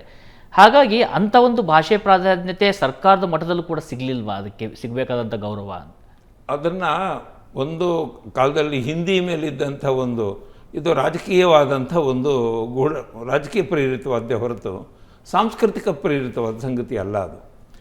ಹಾಗೆ ನೋಡೋದಾದರೆ ರಾಷ್ಟ್ರಭಾಷೆಯಾಗಿ ಸಂಸ್ಕೃತ ಇರಬೇಕಾಗಿತ್ತು. ಈ ವಿಷಯದಲ್ಲಿ ನೇರವಾಗಿ ಅಂಬೇಡ್ಕರ್ ಕೂಡ 1-2-3 ಕಡೆ ಈ ಸಂಗತಿಗಳು ಹೇಳಿದರು. ನಮ್ಮ ದೇಶಕ್ಕೆ ರಾಷ್ಟ್ರಭಾಷೆ ಆಗೋದಾದರೆ ಅದು ಸಂಸ್ಕೃತವೇ ಅಂತ ಹೇಳಿ. ಅವರು ಹುಟ್ಟಿದ್ದು ಮರಾಠಿನಲ್ಲಿ, ಬೆಳೆದಿದ್ದು ಇಂಗ್ಲೀಷ್ನಲ್ಲಿ, ಹಿಂದಿ ಅವ್ರಿಗೆ ಬರ್ತಿತ್ತು. ಆದರೆ ಸಂಸ್ಕೃತ ಇದೆಯಲ್ಲ, ಈ ಸಂಸ್ಕೃತವೇ ಉಳಿದ ಎಲ್ಲ ರಾಜ್ಯ ಭಾಷೆಗಳಿಗೆ ಒಂದು ಜ್ಞಾನ ಭಾಷೆಯಾಗಿ ನಿಂತಿದ್ದದು. ಯಾಕೆಂದರೆ ಉಳಿದವೆಲ್ಲ ಲೋಕೋಪಯೋಗಿ ಭಾಷೆ, ಆದರೆ ಸಂಸ್ಕೃತ ಜ್ಞಾನೋಪಯೋಗಿ ಭಾಷೆ ಅಲ್ಲ. ಸೊ ಜ್ಞಾನೋಪಯೋಗಿದ ಭಾಷೆಯನ್ನು ಇವರೆಲ್ಲ ತಗೊಳ್ತಾ ಇದ್ರು. ಅದು ಪ್ರಾಕೃತ ಇರ್ಬೋದು, ಪಾಲಿ ಇರ್ಬೋದು, ತಮಿಳು ಇರ್ಬೋದು, ತೆಲುಗಿರ್ಬೋದು, ನೀವು ಯಾವುದೇ ಭಾಷೆ ತಗೊಳ್ಳಿ, ಎಲ್ಲ ಭಾಷೆಗಳ ಮೂಲವಾದಂಥ ಒಂದು ತಾಯಿಬೇರು ಅಂದರೆ ವಿಷಯ ವಸ್ತುಗಳ ಮೂಲಕ ತಾಯಿಬೇರು ಅಂದರೆ ಅದು ಸಂಸ್ಕೃತವೇ. ಆ ದೃಷ್ಟಿಯಿಂದ ಇದ್ದದ್ದನ್ನು ಒಂದು ರಾಜಕೀಯ ಕಾರಣದಿಂದಾಗಿ ಅದು ಒಂದು ವೋಟ್ ಅಂತ ಕೇಳಿದ್ದೀನಿ. ರಾಷ್ಟ್ರಪತಿಗಳ ಒಂದು ವೋಟ್ನಿಂದಾಗಿ ಅದು ನಮ್ಮ ರಾಷ್ಟ್ರಭಾಷೆ ಆಗೋದು ತಪ್ಪೋಯ್ತು ಅಂತ ಕೇಳಿದ್ದೀನಿ ನಾನು ಅದನ್ನು. ನೋಡಿ, ಹೀಗಾಗಿ ನಮ್ಗೆ ಅದೇ ಅನ್ನಿಸ್ತಾ ಇರೋದು, ಇದು ಹಿಂಗೆ ಇರ್ತಕ್ಕಂಥ ಒಳ್ಳೆಯ ವಿಚಾರಗಳನ್ನು ಹೊರಗಡೆ ತರೋದಕ್ಕೆ ಇವತ್ತು ಎಷ್ಟೋ ಸಮಸ್ಯೆಗಳಿದ್ದಾವೆ. ಇವತ್ತು ಪ್ರತಿಯೊಂದು ಕಡೆಯಿಂದ ಅನುಭವಿಸ್ತಾ ಇದ್ದಾಗ ಸಾಕಷ್ಟು ಸಮಸ್ಯೆಗಳಿದ್ದಾವೆ. ಇವತ್ತು ಎಷ್ಟೋ ದೇವಸ್ಥಾನಗಳಲ್ಲಿ ಅಲ್ಲಿ ಯಾವುದೋ ನಮ್ಮ ಮುಜರಾಯಿ ಇಲಾಖೆ ದೇವಸ್ಥಾನಗಳಲ್ಲಿ ಎಷ್ಟೋ ಜನ ಪೂಜಾರಿಗಳಿಗೆ 100, 150, 200 ರೂಪಾಯಿ, 50 ರೂಪಾಯಿಯಷ್ಟು ಗೌರವಧನ ಸಿಗ್ತಾ ಇದೆ. ಒಂದು ಕಡೆ ಶಿಕ್ಷಣದ ಸಮಸ್ಯೆ ಇದೆ, ಮತ್ತೊಂದು ಕಡೆಯಿಂದ ಈ ರೀತಿಯಾಗಿ ಇರುವಂಥ ಜ್ಞಾನವನ್ನು ಜನಮಾನಸಕ್ಕೆ ಮುಟ್ಟಿಸುವಂಥ irrespective of caste and religion ಅದನ್ನು ಜನಮಾನಸಕ್ಕೆ ಮುಟ್ಟುವಂಥ ಪ್ರಯತ್ನ ಸರ್ಕಾರದ ಮಟ್ಟದಲ್ಲಿ ಆಗ್ತಾ ಇಲ್ಲ ಅಂದರೂ ಕೂಡ ಮಠಮಾನ್ಯಗಳು ಸಾಕಷ್ಟು ಮಾಡ್ಬೋದು. ಇಂಥ ಒಂದು ಉಪಯೋಗಕಾರಿಯಾದಂಥ ಕೆಲಸದಲ್ಲಿ ತಮ್ಮ ಎನರ್ಜಿಯನ್ನು ಕೇಂದ್ರೀಕರಿಸದೆ ಇನ್ನೂ ಕೂಡ ನಂದೇ ಶ್ರೇಷ್ಠ, ನನ್ನ ಮತ, ನನ್ನ ದರ್ಶನ ಅಂತ ಆ ಹೊಡೆದಾಟವೇ ಮುಂದುವರಿತಾ ಇದ್ದಾಗ ನಿಜಕ್ಕೂ ಕೂಡ ಮತ್ತೆ ಅನಿಸುತ್ತೆ ಬನ್ನಂಜೆ ಗೋವಿಂದಾಚಾರ್ಯ ಇರಬೇಕಿತ್ತು ಅಂಥೇಳಿ. ಖಂಡಿತ ಅದನ್ನು ನಾನು 100ಕ್ಕೆ 100 ಒಪ್ಕೊಳ್ತೇನೆ ನಾನು. ಏಕೆಂದರೆ ಸಂಮರ್ಶಿನಃ ಅಂತ ಅನ್ನೋದೊಂದು ಮಾತು ಭಗವದ್ಗೀತೆಯಲ್ಲಿದೆ. ಸರ್ವತ್ರ ಸಂಮರ್ಶಿನಃ ಅಂದರೆ ನೀವು ಎಲ್ಲ ನೋಡಿದ್ರೂ ಅಲ್ಲೆಲ್ಲವೂ ಕೂಡ ಒಂದು ಐಕ್ಯ ರೂಪವಾಗಿ ನೋಡ್ತಕ್ಕಂಥ ಒಂದು ಉದಾರತೆ ಅದು. ಒಂದು ಸಂಸ್ಕೃತದಲ್ಲಿ ಒಂದು ಮಾತಿದೆ, ಏನು ಅಂದರೆ ನೀನು ಮಾಹ್ರಸ್ವಂ ದೀರ್ಘಂ ಪಶ್ಯತ ಮಾಹ್ರಸ್ವಂ ಅಂತ ಒಂದು ಮಾತಿದೆ. ನೀನು ದೀರ್ಘಂ ಪಶ್ಯತ, ನೀನು ನೋಡಬೇಕಾದ್ರೆ ಸಾಕಷ್ಟು ನೀನು ಉದಾರವಾಗಿ ದೂರದ ಆಲೋಚನೆಯನ್ನು ಇಟ್ಕೊಂಡು, ದುರಾಲೋಚನೆ ಅಲ್ಲ, ದೂರದ ಆಲೋಚನೆ ಇಟ್ಕೊಂಡು ನೀನು ನೋಡೋದು. ಮಾಹ್ರಸ್ವಂ ಅದನ್ನು ಕಡಿಮೆ ಮಾಡಬೇಡ ಅಂತ. ದೂರಂ ಪಶ್ಯತ ಮಾಹ್ರಸ್ವಂ. ನಮ್ಮ ಇವತ್ತಿನ ಈ ಶತಮಾನಕ್ಕೆ, ಇವತ್ತಿನ ಎಲ್ಲ ದೃಷ್ಟಿಯಿಂದನೂ ಹೇಳೋದಾದರೆ, ನಾವು ಯಾವುದನ್ನು ಕಡಿಮೆಗೊಳಿಸಿ ನೋಡ್ತಾ ಇದ್ದೀವೋ, ಈ ಕಡಿಮೆಗೊಳಿಸೋದು ಇದೆಯಲ್ಲ, ಹ್ರಸ್ವಗೊಳಿಸೋದು, ಚಿಕ್ಕದನ್ನಾಗಿ ಮಾಡೋದು, ನಾವು ಚಿಕ್ಕದವರಾಗಿಬಿಡೋದು. ಆ ಚಿಕ್ಕದನ್ನು ಮಾಡ್ದೇನೆ ಅದನ್ನು ದೊಡ್ಡದನ್ನಾಗಿ ನೋಡಿ ದೀರ್ಘವಾಗಿ ನೋಡಬೇಕು ಅಂತ. ಏಕೆಂದರೆ ನಮ್ಮ ಯಾವುದೇ ಯೋಜನೆಗಳು ಕೂಡ ಅಲ್ಪಕಾಲಿಕವಾಗಿರ್ಕೊಡೋದು, ಅದು ದೀರ್ಘಕಾಲಿಕವಾಗಿರಬೇಕು, ಸಾರ್ವಕಾಲಿಕವಾಗಬೇಕು. ಯಾವಾಗ ಸಾರ್ವಕಾಲಿಕ ಆಗಬೇಕು ಅಂತ ಬರುತ್ತೋ ಆವಾಗ ಈ ಸಂಸ್ಕೃತಿಗೆ ಒಂದು ವೈಶಾಲ್ಯತೆ ಅನ್ನೋದು ಬರೋಕ್ಕೆ ಸಾಧ್ಯ ಆಗುತ್ತೆ. ಕೇವಲ ರಾಜಕಾರಣವನ್ನು ಒಪ್ಪಿಕೊಂಡು ಅಥವಾ ರಾಜಕೀಯದ ಕಾರಣದಿಂದಲೇ ಒಂದು ಭಾಷೆಯಾಗಲಿ, ಭಾಷೆಯೊಳಗಿರುವ ಸಂಸ್ಕೃತಿ ಆಗಲಿ, ಅದು ಯಾವುದೂ ಕೂಡ ಬೆಳೆಯಲ್ಲ. ಅದಕ್ಕೆಲ್ಲ ಪ್ರತಿಯೊಬ್ಬ ವ್ಯಕ್ತಿಯಲ್ಲೂ ಕೂಡ ಇದೊಂದು ಭಾವನೆ ಅನ್ನೋದು ಬೆಳಿಬೇಕು. ಈ ಭಾವನೆ ಬೆಳೆಸೋ ದೃಷ್ಟಿಯಿಂದ ಅಕ್ಷರಮೇನ ಸಂಸ್ಕೃತ ಭಾರತಿ, ಸಂಸ್ಕಾರ ಭಾರತಿ, ಸಂಸ್ಕೃತ ಭಾರತಿ ಇವೆಲ್ಲವೂ ಕೂಡ ಬೇರೆ ಬೇರೆ ಆಯಾ ಸಂಸ್ಥೆಗಳು ಈ ವಿಷಯದಲ್ಲಿ ತುಂಬ ಹೆಚ್ಚು ಜಾಗ್ರತೆಯನ್ನು ವಹಿಸಿವೆ. ಆಮೇಲೆ ಇಷ್ಟು ಮಾತ್ರ ಅಲ್ಲ, ಅನೇಕ ಮಠಗಳು, ಈಗ ಪೇಜಾವರ್ಷಿಗಳಿರೋ ಕಾಲದಲ್ಲಿ ಪೇಜಾವರ್ಷಿಗಳು ಈ ಸಂಸ್ಕೃತನ ಬೆಳಿಬೇಕು ಅನ್ನೋ ದೃಷ್ಟಿಯಿಂದ ಅವ್ರು ಮಾಡಿದ ಪ್ರೋತ್ಸಾಹ ಕೊಟ್ಟಿದ್ದನ್ನು ನಾವು ಕಡಿಮೆ ಏನಲ್ಲ. ಅಥವಾ ಆದಿಚುಂಚನಗಿರಿ ಮಠದ ಭಾರಗಾನಂದ ಸ್ವಾಮಿಗಳಾಗ್ಬೋದು, ಸಿದ್ಧಗಂಗಾ ಮಠದ ಶಿವಕುಮಾರ ಸ್ವಾಮಿಗಳು 120 ವರ್ಷಗಳ ಕಾಲ ಅವರು 10,000 ಜನ ವಿದ್ಯಾರ್ಥಿಗಳು, ನನಗೆ ಗೊತ್ತಿರೋ ಹಾಗೆ 5-6 ಸಾವಿರ ಜನ ವಿದ್ಯಾರ್ಥಿಗಳು ಅಲ್ಲಿ ಸಂಸ್ಕೃತವನ್ನು ಕಲಿತಿದ್ರು. ಇರೆಸ್ಪೆಕ್ಟಿವ್ ಆಗಿ ಯಾವುದೇ ಜಾತಿ, ಧರ್ಮ ಇತ್ಯಾದಿಗಳು, ಮತ ಇತ್ಯಾದಿ ಏನು ಇಟ್ಕೊಳ್ದಾನೆ ಪ್ರತಿಯೊಬ್ಬರೂ ಸಂಸ್ಕೃತವನ್ನು ಕಲಿಯುವಂಥ ಒಂದು ವ್ಯವಸ್ಥೆ ಎಲ್ಲ ಮಠಮಾನ್ಯಗಳಲ್ಲಿತ್ತು. ಅದು ವಿಶೇಷವಾಗಿ ಸಿದ್ಧಗಂಗಾ ಮಠ, ಸುತ್ತೂರು ಮಠ, ನಾವು ಇದನ್ನೇ ಗದಗಿನ ಮಠದಲ್ಲೂ ಕಾಣ್ತೀವಿ ನಾವು. ಅಂದರೆ ಕರ್ನಾಟಕದ ವೀರಶೈವ ಮಠಗಳಲ್ಲಿ ಸಂಸ್ಕೃತಕ್ಕೊಂದು ಪ್ರಾಧಾನ್ಯ ಇತ್ತು. ಕಾಲಕ್ರಮೇಣ ಅದು ಈಗ ಇಳಿಮುಖಾಗುವ ಸ್ಥಿತಿಯಲ್ಲಿದೆ. ಅದೇ ರೀತಿಯಲ್ಲಿ ಅನೇಕ ಸಂಘ ಸಂಸ್ಥೆಗಳು ಕೂಡ ಇದಕ್ಕೆ ಬೇಕಾದಷ್ಟು ಉದಾರವಾಗಿವೆ. ಈಗ ಕೇಂದ್ರ ಸರ್ಕಾರ ಒಂದು ಅಷ್ಟಾದಶಿ ಅಂತ ಒಂದು ಯೋಜನೆ ತಂದಿದೆ. ಜೊತೆಗೆ ಸಂಸ್ಕೃತದಲ್ಲಿ ಎಲ್ಲೆಲ್ಲಿ ನಡೀತಾ ಇರುತ್ತೋ ಆ ಸಂಸ್ಕೃತದ ಅಧ್ಯಯನಕ್ಕೆ ಅಲ್ಲಿ ಶಿಕ್ಷಕರ ನೇಮಕಾತಿ ಮಾಡೋದು, ಆ ಶಿಕ್ಷಕರಿಗೆ ವಾರ್ಷಿಕ ಸಂಬಳ ಎಷ್ಟಿದೆ ಸಂಬಳ ಕೊಡೋದು, ಈ ಕೆಲಸಗಳೆಲ್ಲ ಈಗ ಕೇಂದ್ರ ಸರ್ಕಾರ ಅದನ್ನು ತೊಗೊಂಡು ಮಾಡ್ತಾಯಿದೆ. ಸೆಂಟ್ರಲ್ ಸಂಸ್ಕೃತ್ ಯೂನಿವರ್ಸಿಟಿ ಅಂತ ಏನು ಹೇಳ್ತೀವೋ, ಕೇಂದ್ರೀಯ ಸಂಸ್ಕೃತ ವಿಶ್ವವಿದ್ಯಾಲಯ ಸಂಸ್ಕೃತಕ್ಕೆ, ಪಾಲಿಗೆ ಮತ್ತು ಪ್ರಾಕೃತಕ್ಕೆ, ಅದು ಇವೆಲ್ಲ 3 ಓಲ್ಡೆಸ್ಟ್ ಲ್ಯಾಂಗ್ವೇಜು, ಇವುಗಳನ್ನು ವಿಸ್ತರಣೆಗೊಳಿಸ್ಕೊಳ್ಳೋಕ್ಕಾಗಿ ಅನೇಕ ಬಗೆಯ ಯೋಜನೆಗಳನ್ನು ಹಾಕ್ಕೊಂಡು ಇದಕ್ಕೆ ಕೋಟ್ಯಾಂತರ ರೂಪಾಯಿಗಳು ಈಗ ಕೊಡ್ತಾ ಇರುವ ಕಾಲಘಟ್ಟದಲ್ಲಿದೆ. ಈಗ ಆ ರೀತಿಯಿಂದ ಹಿನ್ನೆಲೆ ನೋಡೋದಾದರೆ ಕರ್ನಾಟಕ, ತಮಿಳುನಾಡು ಇದನ್ನೆಲ್ಲ ಈಗ ಸಂಸ್ಕೃತಕ್ಕೆ ಒಂದು ಹೆಚ್ಚು ಉದಾರತೆ, ಒಂದು ಹೆಚ್ಚು ವಿಸ್ತೃತತೆ ಬಂದಿದೆ, ವ್ಯಾಪಕತೆ ಬಂದಿದೆ, ಒಂದು ಸಬಲೀಕರಣ ಆಗಿದೆ ಅಂತ ನಾನು ತಿಳ್ಕೊಂಡಿದ್ದೀನಿ. ಆಮೇಲೆ ಇವತ್ತು ಸರ್ಕಾರ ಎಷ್ಟೇ ಪ್ರೋತ್ಸಾಹವನ್ನು ಕೊಡ್ತಾ ಇದ್ರೂ ಸಹಿತವಾಗಿ ಪಾಲಕರಿಗೆ ಅಥವಾ ಪೋಷಕರಿಗೆ ತಮ್ಮ ಮಕ್ಕಳನ್ನು ಯಾವ ಶಾಲೆ ಕಳಿಸ್ಬೇಕು, ಏನು ಭಾಷೆಯಲ್ಲಿ ಕಲಿಸ್ಬೇಕು ಅನ್ನೋದಕ್ಕೆ ತಮ್ಮದೇ ಆದಂಥ ಸಾಕಷ್ಟು ಕಾರಣಗಳಿರ್ತವೆ. ಉದಾಹರಣೆಗೆ ನಾನೇನೋ ಸರಿಯಾಗಿ ಇಂಗ್ಲೀಷ್ ಮೀಡಿಯಮಲ್ಲಿ ಕಲಿಸಿದ್ದೆ, ಆದರೆ ಅವ್ನು ನಾಳೆ ಇಂಜಿನಿಯರ್ ಆಗ್ತಾನೆ, ಡಾಕ್ಟರ್ ಆಗ್ತಾನೆ ಗೊತ್ತಿಲ್ಲ, ಅಥವಾ ಅವನು ಪತ್ರಕರ್ತ ಆಗ್ತಾನೆ, ಇನ್ನೊಬ್ಬ ಆಗ್ತಾನೆ. ಆದರೆ ಅವ್ನು ಇಂಗ್ಲೀಷ್ ಕಲ್ತ್ರೆ ಅವನ ಸ್ಟ್ಯಾಂಡರ್ಡ್ ಆಫ್ ಲಿವಿಂಗ್ ಚೆನ್ನಾಗಿರುತ್ತೆ, ಅವನಿಗೆ ಅವಕಾಶಗಳು ದೇಶ ವಿದೇಶದಲ್ಲಾದರೂ ದೊರಕ್ತವೆ ಅಂತಿರುತ್ತೆ. ಅದೇ ರೀತಿಯಾಗಿ ಸಂಸ್ಕೃತ ಕಲ್ತ್ರೆ ಏನು ಸಿಗುತ್ತೆ? ಹೇಗೆ ಹೊಟ್ಟೆ ತುಂಬುತ್ತೆ, ಭವಿಷ್ಯ ಹೇಗೆ ಗಟ್ಟಿಯಾಗುತ್ತೆ ಅನ್ನೋಂಥ ಪ್ರಶ್ನೆಗಳಿರ್ತವೆ. ಹಾಗಿದ್ರೆ ಅಷ್ಟು ಅವಕಾಶಗಳು ಇದಾವ? ಖಂಡಿತ ಇದೆ. ಯಾಕೆಂದರೆ ನಿಮಗೆ ಸಂಸ್ಕೃತವನ್ನು ಕಲ್ತ್ಕೊಂಡ್ರೆ ನೀವು ಸಂಸ್ಕೃತ ನೀವು ಅಭ್ಯಾಸ ಮಾಡಿ, ಅಥವಾ ನೀವೇನು ಪ್ರಾಥಮಿಕ, ಮಾಧ್ಯಮಿಕ, ಪ್ರೌಢ ಮತ್ತು ಕಾಲೇಜು ಇವುಗಳಲ್ಲಿ ನೀವು ಬಿ ಎ ಓದೋರು, ಈಗ ಬಿ ಎ ನೀವು ಸಾಮಾನ್ಯವಾಗಿ ಬಿ ಎ ಅವನು B A, B S C, B com, B B M ಮಾಡ್ತಕ್ಕಂಥವನು ಯಾವ ಉದ್ಯೋಗಕ್ಕೆ ಹೋಗ್ಬೋದು, ಇದನ್ನು ಬಿ ಎ ಸಂಸ್ಕೃತ ಮಾಡೋದನ್ನೋದೇ ಉದ್ಯೋಗಕ್ಕೆ ಹೋಗ್ಬೋದು ಅವನು. ಯಾಕೆಂದರೆ ನಿಮಗೆ ಕೆ ಪಿ ಸಿ ನಿಯಮಗಳಲ್ಲಿ ಇದಕ್ಕೂ ಅವಕಾಶ ಇದೆ. ಈಗ ಅವನೇನೀಗ ಅವನು ಬಿ ಎ ಸಂಸ್ಕೃತ ಮಾಡಿದೆ, ಎಮ್ ಎ ಸಂಸ್ಕೃತ ಮಾಡಿದೆ, ನನಗೇನು ಉದ್ಯೋಗ ಇಲ್ಲ ಅಂತ ಅನ್ನೋದಕ್ಕೆ ದಾರಿಯೇ ಇಲ್ಲ. ನಿಮಗೆ ಉದ್ಯೋಗಕ್ಕೆ ಬೇಕಾದಷ್ಟು ಅವಕಾಶಗಳಿವೆ ಈಗ ಇದರೊಳಗೆ. ಮತ್ತು ಜೊತೆಗೆ ಅವನು ಇಂಗ್ಲೀಷು ಮತ್ತು ಸ್ವಲ್ಪ ಮಟ್ಟಿಗೆ ಅವನಿಗೆ ಕಂಪ್ಯೂಟರ್ನ ಅನುಭವ ಬಂತು ಅಂತ ಹೇಳಿದ್ರೆ ಬೇಕಾದಷ್ಟು ಸಂಶೋಧನೆಗಳಿಗೆ ಅವಕಾಶ ಇದೆ. ಈಗ ಇಡೀ ದೇಶದಾದ್ಯಂತ ನನಗೆ ಗೊತ್ತಿರೋ ಹಾಗೆ 1800 ಬೇರೆ ಬೇರೆ ವಿಶ್ವವಿದ್ಯಾಲಯಗಳಲ್ಲಿ, ಬೇರೆ ಬೇರೆ ವಿದ್ಯಾಲಯಗಳಲ್ಲಿ, ಇಡೀ ವಿಶ್ವವನ್ನು ಹೇಳೋದು, ಸಂಸ್ಕೃತವನ್ನು ಸಂಶೋಧನೆಯಾಗಿ ತಗೊಂಡಿದ್ದಾರೆ. ಎಲ್ಲಿ ಈಗ ನಮ್ಮಲ್ಲಿ ಸಂಶೋಧನೆಗೆ ಕಡಿಮೆ ಇದೆ. ಈಗ ನಮ್ಮಲ್ಲಿ ಸಂಶೋಧನೆ ಮಾಡ್ತಿರುವ ಜನ ತುಂಬ ಕಡಿಮೆ ಇದ್ದಾರೆ. ಹಾಗೆ ನೋಡೋದಾದರೆ ಹೊರದೇಶಗಳಲ್ಲಿ ಈ ಭರ್ತೃಹರಿಯ ಅವನ ವಾಕ್ಯಪದಿಯ ಕುರಿತು ಅಧ್ಯಯನ ನಡೀತಾ ಇದೆ. ಅಂದರೆ ಈ ಭಾಷೆಯ ಸೂಕ್ಷ್ಮವಾದಂಥ ಫಿಲಾಸಫಿ ಆಫ್ ಲ್ಯಾಂಗ್ವೇಜ್ ಅಂತ ನಾವೇನು ಹೇಳ್ತೀವೋ, ತತ್ವಶಾಸ್ತ್ರದ ಭಾಷೆಯನ್ನು ಅಲ್ಲಿ ಅಧ್ಯಯನ ಆಗ್ತಾಯಿದೆ. ಮೀಮಾಂಸೆ ಶಾಸ್ತ್ರದ ಮುಖ್ಯ ಪ್ರಮೇಯಗಳು ಅಧ್ಯಯನ ಆಗ್ತಾ ಇದ್ದಾವೆ. ಅವರೆಲ್ಲ ಅಧ್ಯಯನ ಮಾಡಿ ವಿಜ್ಞಾನ ಜೊತೆಗೆ ಅದನ್ನು ಸಂಬಂಧೀಕರಣ ಮಾಡ್ತಾ ಇದ್ದಾರೆ. ಯಾವುದನ್ನು ನಮ್ಮಲ್ಲಿ ಖಗೋಳ ವಿಜ್ಞಾನ ಇತ್ತು ಅಂದ್ಕೊಳ್ಳಿ, ನಮ್ಮಲ್ಲಿ ಖಗೋಳ ವಿಜ್ಞಾನ ಇತ್ತು, ಜ್ಯೋತಿಷಶಾಸ್ತ್ರ ಇದೆ. ಆ ಜ್ಯೋತಿಷಶಾಸ್ತ್ರ, ಅಸ್ಟ್ರಾನಮಿ ಮತ್ತು ಅಸ್ಟ್ರಾಲಜಿ ಈ ಎರಡರ ನಡುವಣ ಸಂಬಂಧಗಳು ತುಂಬ ಹತ್ತಿರ ಸಂಬಂಧಗಳು ಅನ್ನೋದನ್ನು ಈಗ ಪರಿಗಣಿಸಿ ಅಧ್ಯಯನಗಳು ನಡೀತಾ ಇದ್ದಾವೆ. ನಮ್ಮ ಮೊದಲಾದರೆ ಯಾವುದೋ ಜ್ಯೋತಿಷಶಾಸ್ತ್ರ ಬಿಡ ಯಾವುದೊಂದು ಏನೋ ಹೇಳ್ತಾರೆ ಅಂತ, ಆದರೆ ಅದು ಒಂದು ವೈಜ್ಞಾನಿಕವಾದಂಥ ಜಾಗಕ್ಕೆ ಹೋಗ್ತಾ ಇದೆ ಅನ್ನೋದನ್ನು ನಾವೀಗ ಕಂಡಿರೋ ಹೊತ್ತಿನಲ್ಲಿ ನಾವು ಈ ದೃಷ್ಟಿಯಿಂದ ನಾವು ನಮ್ಮನ್ನು ವಿಸ್ತಾರ ಮಾಡ್ಕೊಳ್ಬೇಕಾದ ಅಗತ್ಯ ಇದೆ ಅಂತ. ನಾವು ಅದನ್ನು ಸಣ್ಣದಾಗಿ ಮಾಡ್ಕೊಳ್ಬೇಕಾದ ಅಗತ್ಯ ಇಲ್ಲ.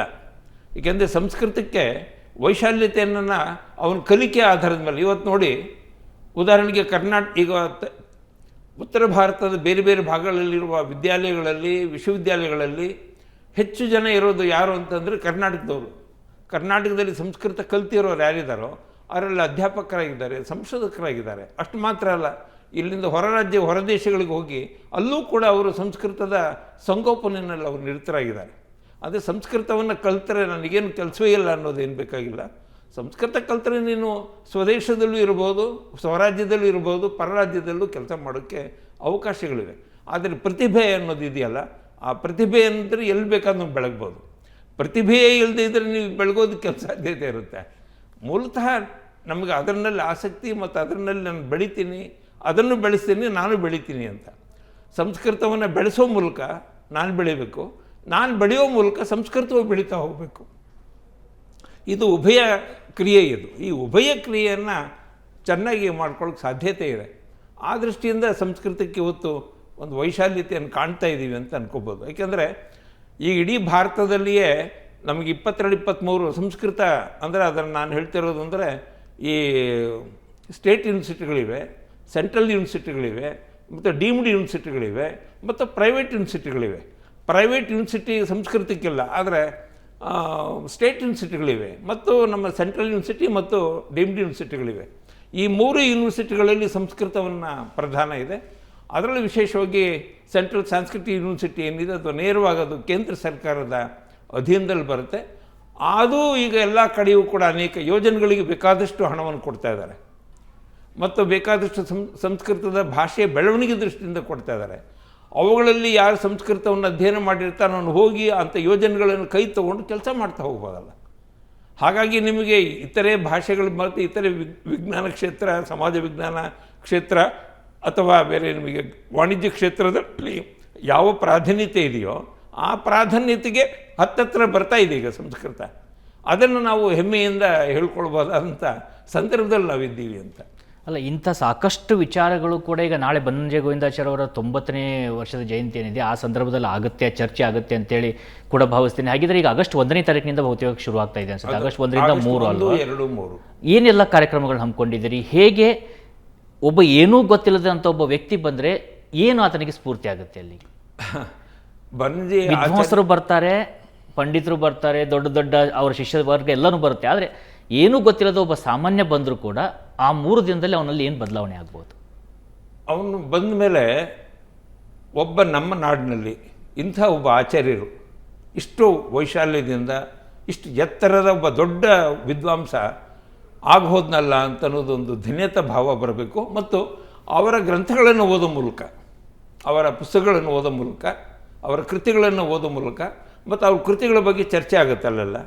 ಇಷ್ಟು ಮಾತ್ರ ಅಲ್ಲ, ಈಗ ಯಾರೊಬ್ಬ ಸಾರ್ವಜನಿಕವಾಗಿ ಬಂದು ಕೂತಿರ್ದಿರೋ ಒಬ್ರಿಗೆ ಕೂಡ ನಾವೇನೋ ಒಂದು ಪ್ರಶ್ನೆ ಕೇಳಬೇಕು ಅಂದಾಗ ಅವರು ಬಂದು ಪ್ರಶ್ನೆ ಕೇಳೋಕ್ಕೂ ಅವಕಾಶ ಇದೆ. ಸಾಮಾನ್ಯ ಯಾರಿಲ್ಲಿ ಬಂದು ಪ್ರೇಕ್ಷಕರು ಇರ್ತಾರೋ, ಯಾರು ಬಂದಲ್ಲಿ ಸಹೃದಯ ಮಾನ್ಯರು ಇರ್ತಾರೋ ಅವ್ರಿಗೂ ಕೂಡ ಪ್ರಶ್ನೆ ಕೇಳಿ ಅವರು ಕೂಡ ಇದನ್ನೆಲ್ಲ ಹೋಗೋದಕ್ಕೆ. ಬರೀ ಇದು ಕೇವಲ ಉತ್ಸವ ಮಾತ್ರ ಅಲ್ಲ, ಇದು ಬರೀ ಕೇವಲ ಸಂಭ್ರಮ ಮಾತ್ರ ಅಲ್ಲ. ಸಂಭ್ರಮ ಉಂಟು, ಉತ್ಸವ ಉಂಟು. ಆದರೆ ಇದರ ಆಚೆಗೂ ಬನ್ನಂಜಿಯವರು ತೋರಿದ ದಾರಿ ಯಾವುದು ಅಂತ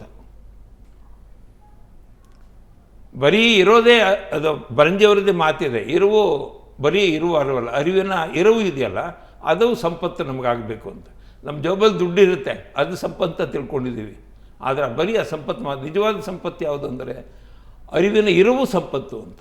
ಒಂದು ಅರಿವು ಅನ್ನೋದು ನನ್ನಲ್ಲಿ ಕಾಣಿಸ್ತದೆ. ಅಲ್ಲಿ ಬಂದು 3 ದಿವಸ ಬಂದು ಹೋದ್ಮೇಲೆ ಹೌದಪ್ಪ ಒಂದು ಅರಿವು ಅನ್ನೋದು ಇದೆಯಲ್ಲ, ಇಲ್ಲ ಅದ್ಭುತ ಮಾತಿದ ಅರಿವಿನ ಇರುವು. ಆ ಅರಿವಿನ ಇರುವು ಇದೆಯಲ್ಲ, ಅರಿವಿನ ಇರುವನ್ನು ತಿಳ್ಕೊಂಡು, ಏಕೆಂದರೆ ಇರೋದೇ ಅರಿವು ಅಂತ ತಿಳ್ಕೊಂಡ್ಬಿಟ್ಟಿದ್ದೀವಿ.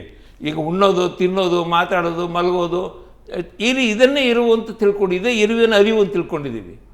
ಇರೋದು ಅರಿವಲ್ಲ, ಅರಿವಿನೊಳಗಿನ ಇರುವು ಇದೆಯಲ್ಲ, ಆ ಅರಿವನ್ನೇ ನಾವು ಮುಖ್ಯವಾಗಿ ಇಟ್ಕೊಂಡ್ರೆ ಅದನ್ನು ನಾವು ಜ್ಞಾನ ಅಂತ ಹೇಳೋದು. ಅದನ್ನೇ ಜ್ಞಾನಸೂತ್ರ. ಬನ್ನಂಜಿಯವರು ಯಾವುದನ್ನು ಜ್ಞಾನಸೂತ್ರಗಳನ್ನು ಹೇಳಿಕೊಟ್ರು, ತೋರಿಸ್ಕೊಟ್ರು. ಈಗ ಅವರೇ ಒಂದು ಕಡೆ ಹೇಳಿದ್ರು, ಒಂದು ಕಡೆ ವರ್ಣ ಅಂದರೆ ಅದು ಸ್ವಭಾವ ಕಣೆಯ, ವರ್ಣ ಅಂದರೆ ಜಾತಿ ಅಲ್ಲ ಅಂತ. ನಾನು ಹುಟ್ಟಿದ್ದೆ ಒಂದು ಜಾತಿಯಲ್ಲಿ ಹುಟ್ಟಬೋದು, ತಂದೆಯಿಂದ ನನ್ನ ದೇಹ ಬರುತ್ತೆ. ಆದರೆ ನನ್ನ ಮನಸ್ಸು, ನನ್ನ ಬುದ್ಧಿ, ನನ್ನ ಕ್ರಿಯೆ, ನನ್ನ ವಿಚಾರಗಳು ರೂಪ ಪಡೆಯೋದು ಯಾವುದರಿಂದ? ನನ್ನ ಸ್ವಭಾವದಿಂದ. ಈಗ ಒಬ್ಬ ಬ್ರಾಹ್ಮಣನಾಗಿ ಹುಟ್ಟಿ ಅವನು ಹೋಗಿ ಚಪ್ಪಲಿ ಅಂಗಡಿಯಲ್ಲಿ ಅವನು ಚಪ್ಪಲಿ ಮಾರ್ಕೊಂಡು ಅವನು ಇರ್ಬೋದು, ಅದು ಅವನ ಮನಸ್ಸಿನ ಸ್ವಭಾವ. ಪ್ರತಿಯೊಬ್ಬರಿಗೂ ಈ ಸ್ವಭಾವ ಇದೆಯಲ್ಲ, ಈ ಸ್ವಭಾವದ ಬಗೆಗೆ ಮೊದಲು ಇದನ್ನು ಸ್ಪಷ್ಟವಾಗಿ ಹೇಳಿ, ನೋಡಪ್ಪ ನಮ್ಮ ಸ್ವಭಾವದ ಮೇಲೆ ನಾವು ಬದುಕಿರ್ತೀವಿ ಅಂತ. ಸೊ ನನ್ನ ಸ್ವಭಾವವನ್ನು ಎತ್ತರಿಸ್ಕೊಳ್ಳೋದಕ್ಕೆ ಈ 1, 2, 3 ಆಗಸ್ಟ್ 3 ದಿನಗಳ ಕಾಲದ ಬನ್ನಂಜಿಯವರ ಕುರಿತಾದ ಒಂದು ಉಪಾಸನೆ ಇದು. ಬನ್ನಂಜಿಯವರ ಕುರಿತಾದಂಥ ಒಂದು ಯಜ್ಞ ಅದು. ಬನ್ನಂಜಿಯವರು ಯಾವ್ಯಾವ ದಾರಿಗಳು ನಡೆದರು, ಆ ದಾರಿಯಲ್ಲಿ ನಡೆದಾಗ ಇಷ್ಟೊಂದು ದಾರಿ ನಡೆದರೆ ಅಂತ ಒಬ್ಬ ಕೂತಿರೋ ಒಬ್ಬ ಕೇಳುಗನಿಗೆ, ಒಬ್ಬ ಸಹೃದಯನಿಗೆ ಅವನಲ್ಲಿ ಒಂದು ವಿಶಿಷ್ಟವಾದ ಅನುಭೂತಿ ಕೂಡ ಉಂಟಾಗ್ತದೆ. ಯಾಕೆಂದರೆ ನಿಮ್ಗೆ ಸುಮ್ಮನೆ ಹೇಳೋದೇನು ಅಂದರೆ, ಹಿಂದೆ ಆನಕೃಷ್ಣರಾಯರು ಭಾಷಣ ಮಾಡ್ತಾಯಿದ್ರೆ ಆ ಭಾಷಣ ಕೇಳಿ ಒಂದು ಸ್ಫೂರ್ತ ಭಾವನೆ ಬಂದ್ಬಿಡೋದು. ನಾನೇ 8ನೇ ಕ್ಲಾಸಲ್ಲಿ ಓದುವಾಗ ನಮ್ಮ ಊರಿಗೆ ಅವರು ಆನಕೃಷ್ಣರಾಯರು ಬಂದಿದ್ದರು. ಬಂದು ಅವರು ಉಪನ್ಯಾಸ ಮಾಡಿದಾಗ ಆ ಉಪನ್ಯಾಸದಲ್ಲಿ ಏನು ವಿಷಯ ಇತ್ತು ಅಂತ ನನಗೆ ಗೊತ್ತಿಲ್ಲ. ಆದರೆ 13-14 ಪ್ರಾಯದ ಹುಡುಗ ನನಗೆ ಅವ್ರ ಮಾತಿನ ಫೋರ್ಸ್ ಏನಿತ್ತಲ್ಲ, ಆ ವಿಚಾರಧಾರೆ, ಮಾತಿನ ಗಮ್ಯತೆ ಇತ್ತಲ್ಲ, ಅದು ನನ್ನ ಮೇಲೆ ತುಂಬ ಪ್ರಭಾವ ಬೀರುತ್ತೆ ನನಗೆ. ಹಾಗೆ ಇಲ್ಲಿ ಅನೇಕ ವಿದ್ವಾಂಸರು ಬರ್ತಾರೆ, ಬಂದು ಕೇಳು ಹೋಗೋದು ಮಾತ್ರ ಅಲ್ಲ, ಪ್ರತಿಯೊಬ್ಬರು ಬಂದಾಗಲೂ ಏನೇನೋ ಅವನಿಗೊಂದೊಂದು ಅನುಭವ. ಬರೋರು ಒಂದೇ ರೀತಿ ಇರಲ್ವಲ್ಲ, ಪ್ರೇಕ್ಷಕರು ಒಂದೇ ಮಾದರಿ ಪ್ರೇಕ್ಷಕರು ಬರೋಲ್ಲ, ಅನೇಕ ಜನ ಅಲ್ಲಿ ಶಿಕ್ಷಕರು ಬಂದಿರ್ತಾರೆ, ಕಾರ್ಮಿಕರು ಬಂದಿರ್ತಾರೆ, ಬೇರೆ ಬೇರೆ ಗೃಹಿಣಿಯರು ಬಂದಿರ್ತಾರೆ, ಗೃಹಸ್ಥರು ಬಂದಿರ್ತಾರೆ, ವಯಸ್ಸಾದವರು ಬಂದಿರ್ತಾರೆ. ಹೀಗೆ ಅವರೆಲ್ಲರೂ ಕೂಡ ಬಂದಾಗ ಬನ್ನಂಜಿ ಅನ್ನೋದು ಒಂದು ದೊಡ್ಡ ಒಂದು ವಿಸ್ಮಯ. ಅದು ಬನ್ನಂಜಿ ಅನ್ನೋ ಒಂದು ಬೆರಗು. ನನ್ನ ಮಟ್ಟಿಗೆ ಹೇಳೋದಾದರೆ ಈಗಲೂ ನನಗೆ ಯಾವಾಗ ಒಂದು 20 ವರ್ಷದ ಹಿಂದೆ ವಿಸ್ಮಯ ಕಾಣ್ತಿತ್ತೋ, ಅವ್ರನ್ನ ಬೆರಗಾಗಿ ನೋಡ್ತಾ ಇದ್ನೋ, ಈಗಲೂ ನನಗೊಂದು ವಿಸ್ಮಯ. ನೋಡಪ್ಪ, ಇದು ಒಬ್ಬ ಮನುಷ್ಯನ ಒಳಗಡೆ ಇಷ್ಟೊಂದು ಇಡೀ ವೇದಗಳಷ್ಟು 4 ವೇದಗಳು ಅವ್ರಿಗೆ ಮುಖೋದ್ಗತವಾಗಿತ್ತು. ರಾಮಾಯಣ ಭಾರತ ಪೂರ್ತಿ ಅವ್ರಿಗೆ ಬಾಯಿನೂ ಹೇಳ್ತಿದ್ರು, ಒಂದು ಸಣ್ಣ ಚೀಟಿ ಕೂಡ ಇಟ್ಕೋತಿರಲಿಲ್ಲ. ನಾನೊಂದು ಸರಿ ಪ್ರಶ್ನೆ ಕೇಳಿದೆ ಯಾವುದೊಂದಕ್ಕೆ, ಇಂಥ ಪಾಠದಲ್ಲಿ ಈ ರೀತಿ ಪಾಠಗಳು, ದಾಕ್ಷಿಣ್ಯತೆ ಪಾಠದಲ್ಲಿ ಹೀಗೆ, ಔತ್ತರೀಯ ಪಾಠದಲ್ಲಿ ಹೀಗಿದೆ, ನಿರ್ಣಯ ಸಾಗರ ಎಡಿಷನಲ್ಲಿ ಹೀಗಿದೆ ಅಂತ ಅವ್ರು ಬಾಯಿನೂ ಹೇಳ್ತಾಯಿದ್ರು ಅವರು. ಅಂದರೆ ಒಂದು ವಿಸ್ಮಯ. ಯಾಕೆ ಅಂತ ಹೇಳಿದ್ರೆ ಬರೀ ಅವರು ವಿದ್ವಾಂಸರು ಮಾತ್ರ ಅಲ್ಲ, ಅವರ ತಮ್ಮ ವ್ಯಕ್ತಿತ್ವದಿಂದಲೂ ಕೂಡ 10 ಜನರನ್ನು ಸಮೂಹಿತರಾಗಿ ಇಟ್ಕೊಳ್ಳುವಂಥ ಸಾಮರ್ಥ್ಯ ಅವರಿಗಿತ್ತು. ಅವರಿಂದ ಎಷ್ಟೋ ಜನ ಬೆಳಕನ್ನು ಕಂಡಿದ್ದಾರೆ ಕಣ್ರಿ. ಆಮೇಲೆ ದಾರಿಯನ್ನು, ತಮ್ಮ ದಾರಿ ಇದು ನಾನು ನಡೆಯಬಹುದಾದ ದಾರಿ ಅಂತ ಅವ್ರ ಮೂಲಕವೇ ತಿಳ್ಕೊಂಡಿದ್ದಾರೆ. ನಮ್ಮ ಈ 3 ದಿನದ ಬನ್ನಂಜಿ ಸತ್ರ, ಇದನ್ನು ಸತ್ರ ಅಂದರೆ ಯಜ್ಞ ಅಂತ, ಈ ಬನಂಜೆ ಎನ್ನುವ ಜ್ಞಾನಸತ್ರದಲ್ಲಿ ಪ್ರತಿಯೊಬ್ಬರು ಕೂಡ ಇಲ್ಲಪ್ಪ ಇದು ನಾವು ತುಳಿಬೇಕಾದ ದಾರಿ. ಇವತ್ತೇನೇನೋ ನಾವು ಅಪಪ್ರಥೆಗಳಿದ್ದೀವೋ, ಅಪಸವ್ಯಗಳಲ್ಲಿದ್ದೀವೋ, ಆ ಅಪಸವ್ಯಗಳಿಂದ ಅಪಪ್ರಥೆಗಳಿಂದ ಮುಕ್ತರಾಗಬೇಕು ಅಂತಂದರೆ ನಾವು ಈ ಥರದ ಬಂದುವಂಥ ಒಂದು ಧನ್ಯತಾ ಭಾವ ಆ 3 ದಿನಗಳ ಜ್ಞಾನಸತ್ರದಲ್ಲಿ ಬನಂಜೆ ಸತ್ರ, ಬನಂಜೆಯವರ ಜ್ಞಾನಸತ್ರದಲ್ಲಿ ಆಗುತ್ತೆ ಅಂತ ತಿಳ್ಕೊಂಡಿದ್ದೀನಿ. ನಾನು ಹೇಳಿದೆ ಈಗ ಯಾವುದು ಬನಂಜೆಯವರ ಒಂದು ಸೂತ್ರರೂಪಿಯಾಗಿ ಅರಿವಿನ ಇರುವು ಇದೆಯಲ್ಲ, ಇರುವೇ ಮಾತ್ರ ಅಲ್ಲ, ಆದರೆ ಅರಿವಿನೊಳಗಿನ ಇರುವನ್ನು ನಾವು ತಿಳಿಯಾಗೋದಿದೆಯಲ್ಲ, ಅದು ಬಹಳ ಮುಖ್ಯವಾದ. ಇದು ಅಲ್ಲಮಪ್ರಭು ಇನ್ನೊಂದು ಮಾತು, ಅರಿವೇ ಗುರು ಅಂತ ಹೇಳಿದ ಅವನು. ಅರಿವು ಅನ್ನೋದು ಇದೆಯಲ್ಲ, ಆ ಅರಿವಿನ ದಾರಿ ಯಾವುದು ಅಂತ ಬನಂಜೆಯವರು ತೋರಿಸಿದ್ರು. ಆ ದಿನ 3 ದಿನಗಳ ಕಾಲ ಬನಂಜೆಯವರು ನಡೆದ ದಾರಿಯ ಬೇರೆ ಬೇರೆ ಮುಖಗಳನ್ನು ನಾವು ತೋರಿಸೋ ಪ್ರಯತ್ನವನ್ನು ಮಾಡ್ತಾಯಿದ್ದೀವಿ. ಒಂದು ಬಯೋಪಿಕ್ ಸಿನಿಮಾ ಕೂಡ ಬರ್ತಾಯಿದೆ ಅವತ್ತೇನೆ. 3ನೇ ದಿನ ನಾವು ಅವ್ರ ಕುರಿತೊಂದು ಸಿನಿಮಾ ಕೂಡ, ಆ ಸಿನಿಮಾ ಬಹುಶಃ ಕನ್ನಡದಲ್ಲಿ ಬಯೋಪಿಕ್ ಸಿನಿಮಾ, ಒಬ್ಬ ವಿದ್ವಾಂಸನನ್ನು ಕುರಿತು ಬಂದಂಥ ಮೊದಲನೇ ಬಯೋಪಿಕ್ ಸಿನಿಮಾ ಅದು. ಇಡೀ ಹೊರದೇಶಗಳಲ್ಲೂ ಕೂಡ, ಇಲ್ಲಿಂದ ಹೊರದೇಶಕ್ಕೂ ಕೂಡ ಅದು ಹೋಗ್ತಾ ಇದೆ. ಆಮೇಲೆ ಅವರ ಹಾಡುಗಳನ್ನು ಹಾಡಿಸ್ತಿದ್ದೀವಿ, ಅವರು ಸಂಸ್ಕೃತದಿಂದ ಕನ್ನಡಕ್ಕೆ ಅನುವಾದ ಮಾಡಿದ್ದು, ಅವರ ಉಪನಿಷತ್ ಚಿಂತನೆಗಳನ್ನು ಹೇಳಿಸ್ತಾ ಇದ್ದೀವಿ.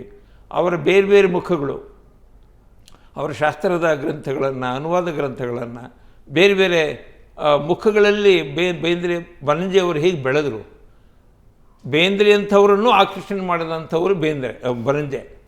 ಯಾಕೆಂದರೆ ಬೇಂದ್ರೆ ಮಟ್ಟಿಗೆ ಸುಲಭ ಮಟ್ಟಿಗೆ ಇವರು ಮಾತ್ರ ಅಲ್ಲ, DVG ಅವರಿಗೆ, ಪೂತ್ಯನ ಹೇಳ್ತಿದ್ರು ಅವರಿಗೆ ಒಂದು ಪತ್ರ ಬರೋದು, ನೀವು ಮಾಡು ಅನುವಾದ ಮಾಡು ಅಂತ. ಅನುವಾದದ ಕೌಶಲ್ಯ ಇರ್ಬೋದು, ಮೂಲ ಕೃತಿಗಳಿಗೆ ಅವರು ಬರೆದ ವ್ಯಾಖ್ಯಾನಗಳು, ಟಿಪ್ಪಣಿಗಳು, ಭಾಷ್ಯಗಳು, ವ್ಯಾಖ್ಯಾನ ಸಂಸ್ಕೃತದಲ್ಲಿ ಬರೆದಿದ್ದು. ಇನ್ನು ಕನ್ನಡ ಮತ್ತು ಸಂಸ್ಕೃತ ಎರಡರ ಆ ಭಾಷೆಯ ಸೌಂದರ್ಯನ ನೀವು ನೋಡಬೇಕು ಅಂದರೆ, ಅಪ್ಪಟ ಸೌಂದರ್ಯದ ಮುಖ ನೋಡಬೇಕು ಅಂದರೆ ಬನಂಜೆಯವರ ಕೃತಿಗಳು ಒಳಗೆ ಹೋದರೆ ನಮಗನ್ಸುತ್ತೆ ಎಂಥ ಸಂಸ್ಕೃತದಲ್ಲಿ ಹೇಗಿದೆ. ನನಗೆ ಇದನ್ನು ಓದ್ತಾ ಇದ್ದಾಗ ನನಗೆ ನೆನಪಾಗೋದು 19ನೇ ಶತಮಾನದಲ್ಲಿದ್ದ ಕಾವ್ಯಕಂಠ ಗಣಪತಿ ಮುನಿಗಳು, ರಮಣ ಮಹರ್ಷಿಗಳಿಗೆ ರಮಣ ಅಂತ ಹೆಸರಿಟ್ಟವರು ಗಣಪತಿ ಮುನಿಗಳು. ಅವರು ಬರೆದ ಬರವಣಿಗೆಗಳನ್ನು ಓದ್ತಾ ಇದ್ದರೆ ನನಗೆ ಬನಂಜೆಯವರನ್ನು ನೆನಪಾಗ್ತಾರೆ. ಅದು ಆಧುನಿಕ ಕಾಲದಲ್ಲಿ ಇಂಥ ಮಹಾ ದಿಗ್ಧಂಕ್ತಿಗಳು ಆಗೋದ್ರಲ್ಲ ನಮ್ಮ ಎದುರುಗಡೆ. ಆಮೇಲೆ ಸಿದ್ದೇಶ್ವರ ಶಾಸ್ತ್ರಿ ಚಿತ್ರಾವ ಅಂತ ಮಹಾರಾಷ್ಟ್ರದಲ್ಲಿ ಭಾಳ ದೊಡ್ಡ ಪಂಡಿತರು, ದೊಡ್ಡ ಮೇಧಾವಿ. ಆಮೇಲೆ ಅಷ್ಟು ಮಾತ್ರ ಅಲ್ಲ, ಮಧ್ಯಪ್ರದೇಶದಲ್ಲಿದ್ದಂಥ ಮಹಾಪಂಡಿತ ರಾಹುಲ ಸಂಕೃತ್ಯಾಯನ ಅಂಥವರು, ಇವ್ರನ್ನೆಲ್ಲ ನೋಡಿದ್ರೆ ನಾವು ಏರಬೇಕಾದ ದಾರಿ ಎಷ್ಟಿದೆ, ಎಷ್ಟು ದೂರ ಇದೆ, ಎಷ್ಟು ಅಪೂರ್ವವಾಗಿದೆ ಅನ್ನೋದು ಗೊತ್ತಾಗೋದು ಒಬ್ಬ ಮಹಾಪಂಡಿತ ರಾಹುಲ ಸಂಕೃತ್ಯಾಯನ ತ್ರಿಪಿಟಕಾಚಾರ್ಯ ನೋಡಿದಾಗ, ಒಬ್ಬ ಸಿದ್ದೇಶ್ವರ ಶಾಸ್ತ್ರಿ ಚಿತ್ರಾವ ಅಂತ ಮಹಾರಾಷ್ಟ್ರದ ವಿದ್ವಾಂಸ ನೋಡಿದಾಗ, RN ದಾಂಡೇಕರ್, V.S. ಸುಕ್ತಂಕರ್, P.V. ಕಾಣೆ ಇಂಥ ಮಹಾರಾಷ್ಟ್ರ ವಿದ್ವಾಂಸರಿರ್ಬೋದು. ತಮಿಳುನಾಡಿನಲ್ಲಿ professor V. Raghavan, professor Kuppaswamy Shastri, ಕೇರಳದಲ್ಲಿ ಅನೇಕರು, ಕರ್ನಾಟಕದಲ್ಲಂತೂ ಬೇಕಾದಷ್ಟು ಜನ. ಇಷ್ಟು ಜನ ಹೆಸರನ್ನು ನಾವು ನೆನಪು ಮಾಡ್ಕೊಳ್ಳೋದಿದೆಯಲ್ಲ, ಅದೆಲ್ಲ ನೆನಪು ಮಾಡಿಕೊಂಡಾಗ ಬನಂಜೆಯವರು ಕರ್ನಾಟಕದ ಒಬ್ಬ ವಿಸ್ಮಯ ರೂಪಿಯಾದಂಥ ಒಬ್ಬ ವಿದ್ವಾಂಸನ ಮಾತ್ರ ಅಲ್ಲ, ಒಬ್ಬ ಮಾನವೀಯ ಅಂತಃಕರಣದ ಒಬ್ಬ ಜ್ಞಾನ ರೂಪಿಯಾಗೂ ಕೂಡ ನಮ್ಗೆ ಕಾಣಿಸ್ತಾರೆ. ಅವರಿಗೆ ಜ್ಞಾನವೇ ಅಂತಿಮ. ಯಾಕೆಂದರೆ ಈಗ ಜ್ಞಾನ ಭಕ್ತಿ ಕರ್ಮದಲ್ಲಿ ಯಾವುದು ಶ್ರೇಷ್ಠ ಅಂತ ಒಂದು ಚರ್ಚೆ ಬಂದಾಗ ಆಚಾರ್ಯ ಶಂಕರ ಭಗವತ್ಪಾದ ಹೇಳಿದ್ರು ಜ್ಞಾನವೇ ಶ್ರೇಷ್ಠ ಅಂತ. ಜ್ಞಾನದ ದೊಂದಿಯನ್ನು ಹಿಡಿದರೆ, ಜ್ಞಾನದ ದೀಪವನ್ನು ಹಿಡಿದ್ರೆ ನಾವು ನಮ್ಮ ಬದುಕು, ನಮ್ಮ ವ್ಯಕ್ತಿತ್ವ ಸುಧಾರಿಸುತ್ತೆ ಅಂತ ಅಂತೂ ನಾನು ತಿಳ್ಕೊಂಡಿದ್ದೆ. ನಾನು ಆ ದೃಷ್ಟಿಯಿಂದ ಬನಂಜೆಯವರ ಆ 3 ದಿನದ ಬನಂಜೆ ಜ್ಞಾನ ಸತ್ರ ಅಂತ ಅದನ್ನು ಹೇಳ್ತೀನಿ. ಅದು ನಮ್ಮ ಚಾಮರಾಜಪೇಟೆಯಲ್ಲಿರ್ತಕ್ಕಂಥ ಗಾಯನ ಸಮಾಜದಲ್ಲಿ ಈ ಕಾರ್ಯಕ್ರಮ 3 ದಿನವೂ ಗಾಯನ ಸಮಾಜ ನಡೆಯುತ್ತೆ. ಬಯೋಪಿಕ್ ಸಿನಿಮಾ ಮಾತ್ರ ಅಶ್ವತ್ಥ ಅವರ ಹೆಸರಿನಲ್ಲಿರುವಂಥ ಒಂದು ರಂಗಮಂದಿರ.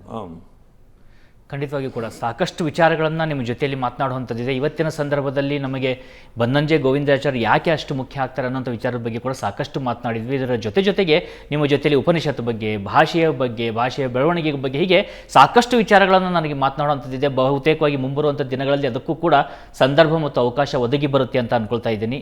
ನಮ್ಮ ಕಾರ್ಯಕ್ರಮವನ್ನು ಮುಗಿಸುವಂಥ ಸಂದರ್ಭ. ಈ ಒಂದು ಸಂದರ್ಭದಲ್ಲಿ ನಾನು ನಿಮ್ಮಲ್ಲಿ ಕೇಳೋದಂದರೆ, ನಿಮಗೆ ತುಂಬ ಇಷ್ಟವಾಗಿರ್ತಕ್ಕಂಥದ್ದು ಅಥವಾ ನೀವು ಪ್ರತಿದಿನ ಹೇಳಿಕೊಳ್ಳುವಂಥ ಉಪನಿಷತ್ತಿನ ಯಾವುದಾದ್ರೂ ಒಂದು ಶ್ಲೋಕ ಮತ್ತು ಅದರ ಅರ್ಥದೊಂದಿಗೆ ಈ ಕಾರ್ಯಕ್ರಮವನ್ನು ಸಮಾಪ್ತಿ ಮಾಡೋಣ ಅಂತ. ನನಗೆ ಉಪನಿಷತ್ತಲ್ಲಿ ಸಮಾನಿವ ಆಕೃತಿ ಸಮಾನ ಹೃದಯಾನಿವ ಸಮಾನ ವಸ್ತುವೋ ಮನೋ ಯಥಾವಸ್ತು ಸಹಾಸತಿ ಅನ್ನೋದೊಂದು ಕೊನೆಯ ಸೂಕ್ತಗಳಲ್ಲಿ ಖಿಲಸೂಕ್ತಾನಿ ಅಂತ ಕರೀತಾರೆ. ಆ ಖಿಲಸೂಕ್ತದ ಕೊನೆಯ ಮಂತ್ರ ಇದು. ಸಮಾನಿವ ಆಕೃತಿ ಸಮಾನ ಹೃದಯಾನಿವ.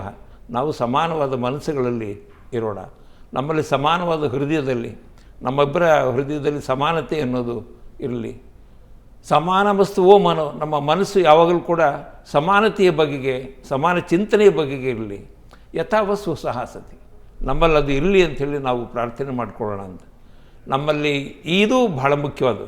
ಇದನ್ನೇ ಸಂಗಚ್ಛದ್ವಂ ಸಂವದಧ್ವಂ ಸಂವೋಮನಾಂಶ ಜಾನತಾಂ ದೇವಾಭಾಗಂ ಯಥಾಪೂರ್ವೇ ಸಂಜಾನಾನ ಉಪಾಸತೆ ಅಂತ ಅನ್ನೋದು ಮಾತಿದೆ. ಸಂಗಚ್ಛದ್ವಂ, ನಾವೆಲ್ಲ ಒಟ್ಟಿಗೆ ನಡೆಯೋಣ ಅಂತ. ಸಂವದಧ್ವಂ, ನಾವೆಲ್ಲ ಒಟ್ಟಿಗೆ ಮಾತಾಡೋಣ. ಅಂದರೆ ಇದನ್ನು, ಈ ಐಕ್ಯತೆ ಇದೆಯಲ್ಲ, ಈ ಐಕ್ಯತಾ ಮಂತ್ರ ಅಂತ ಅದು ನಾನು ಕರಿತೀನಿ. ಈ ಐಕ್ಯತೆ ಅನ್ನೋದು ಇವತ್ತು ಭಾರತಕ್ಕೆ ಬೇಕು, ಕರ್ನಾಟಕಕ್ಕೂ ಬೇಕು, ನಮ್ಮಲ್ಲಿರೋ ಪ್ರತಿಯೊಬ್ಬರಿಗೂ ಕೂಡ ಈ ಐಕ್ಯತೆಯ ಸ್ವಲ್ಪ ಬೇಕು. ಈ ಕೆಸರನ್ನು ಎರಚಾಟದಿಂದ ಮುಕ್ತಿ ಆಗಬೇಕಾದ್ರೆ ನಾವು ಉಪನಿಷತ್ತುಗಳಿಗೆ, ವೇದದ ಮಂತ್ರಗಳಿಗೆ ನಾವು ಹೋಗಬೇಕು ಅಂತ ಅಂದ್ಕೊಂಡಿದ್ದೀನಿ. ಅದಕ್ಕಾಗಿ ಅನ್ನೋದು ಪೂರ್ಣಮದ ಪೂರ್ಣವಿದಂ ಪೂರ್ಣಾತ್ ಪೂರ್ಣಮುದಚ್ಯತೆ ಪೂರ್ಣಸಿ ಪೂರ್ಣಮಾದಾಯ ಪೂರ್ಣಮೇವ ಅವಶಿಷ್ಯತೆ ಅಂತ ಏನು ಆ ಪೂರ್ಣತ್ವದ, ಪೂರ್ಣ ಬ್ರಹ್ಮನ ಕಲ್ಪನೆ ಇದೆಯಲ್ಲ, ಆ ಪೂರ್ಣ ಬ್ರಹ್ಮತ್ವದ ಕಲ್ಪನೆ ಸರ್ವಂ ಖಲ್ವಿದಂ ಬ್ರಹ್ಮ ಇರ್ಬೋದು, ಅಹಂ ಬ್ರಹ್ಮಾಸ್ಮಿ ಇರ್ಬೋದು, ಅಯಮಾತ್ಮ ಬ್ರಹ್ಮ ಅಂತ ಈ ಮಾತುಗಳೆಲ್ಲ ಒಟ್ಟಾಗಿ ಹೇಳೋದೇನು ಅಂದರೆ ನಮ್ಮಲ್ಲಿ ಸಂಘರ್ಷಕ್ಕೆ ಎಡೆ ಮಾಡಿಕೊಡಿದ್ದಾನೆ. ನಮ್ಮಲ್ಲಿ ಮೈತ್ರಿ ಭಾವನೆ ಬರಬೇಕು ಅಂತ. ಬುದ್ಧನ ಒಂದು ಸೂಕ್ತನಿದೆ, ಮೆತ್ತಿ ಸೂಕ್ತ ಅಂತ ಕರೀತಾರೆ ಅದನ್ನು. ಒಂದು ಮೈತ್ರಿ ಸೂಕ್ತ ಅನ್ನು ಕೂಡ ಅವನು ಹೇಳಿದ್ದಾನೆ. ಒಂದು ಕಡೆ ಒಂದು ತ್ರಿಪಿಟಕದಲ್ಲಿ ಬರುತ್ತೆ ಅದು. ಹೀಗಾಗಿ ನಾವು ಸಂಗಚ್ಛದ್ವಂ ಆಗೋಣ, ಸಂವದಧ್ವಂ ಆಗೋಣ, ಸಂಭೋಮನಾಂಸಿ ಜಾನತ, ನಾವೆಲ್ಲ ಒಟ್ಟಿಗೆ ಮನಸ್ಸಿಟ್ಕೊಂಡು ನಾವು ಹೊರಡೋಣ ಆ ಕಡೆ, ಅದನ್ನೇ ನೆನಪಿಸ್ಕೊಳ್ಳೋಣ, ಅದರಲ್ಲಿ ಬದುಕೋಣ ಅಂತ. ಈ ರೀತಿ ಬದುಕೋದ್ರಲ್ಲಿ ಒಂದು ಸಮಾಜ, ಒಂದು ಕುಟುಂಬ, ಒಬ್ಬ ವ್ಯಕ್ತಿ, ಈ ವ್ಯಕ್ತಿ, ಕುಟುಂಬ, ಸಮಾಜ, ಸಮುದಾಯ, ರಾಷ್ಟ್ರದ ಒಟ್ಟು ಪರಿನಿವೇಶಕ್ಕೆ ಇವೆಲ್ಲವೂ ದಾರಿ ಅಂತ, ಈ ಎಲ್ಲ ದಾರಿ ಅಂತ ಹೇಳಿಕೊಟ್ಟಿದ್ದು ಉಪನಿಷತ್ತು. ಇದನ್ನು ಹೇಳಿಕೊಟ್ಟವರು ನಮ್ಮ ಪ್ರಾಚೀನ ಋಷಿಗಳು. ಆ ಋಷಿಗಳು ತೋರಿಸಿದ ದಾರಿಯಲ್ಲಿ ನಾವು ನಡಿಬೇಕು. ಅದೆಷ್ಟು ನಡೀತೀವೋ ಗೊತ್ತಿಲ್ಲ, ಆದರೆ ನಡೆಯುವ ಯತ್ನವನ್ನು ನಾವು ಮಾತ್ರ ಮಾಡಬೇಕು.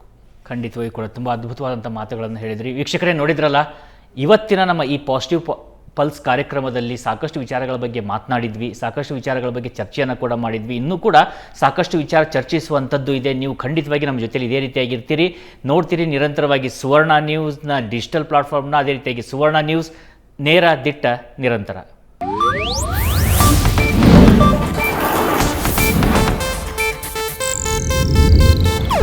ಇದು ಏಷ್ಯಾನೆಟ್ ನ್ಯೂಸ್ ನೆಟ್ವರ್ಕ್ ಪ್ರಸ್ತುತಿ.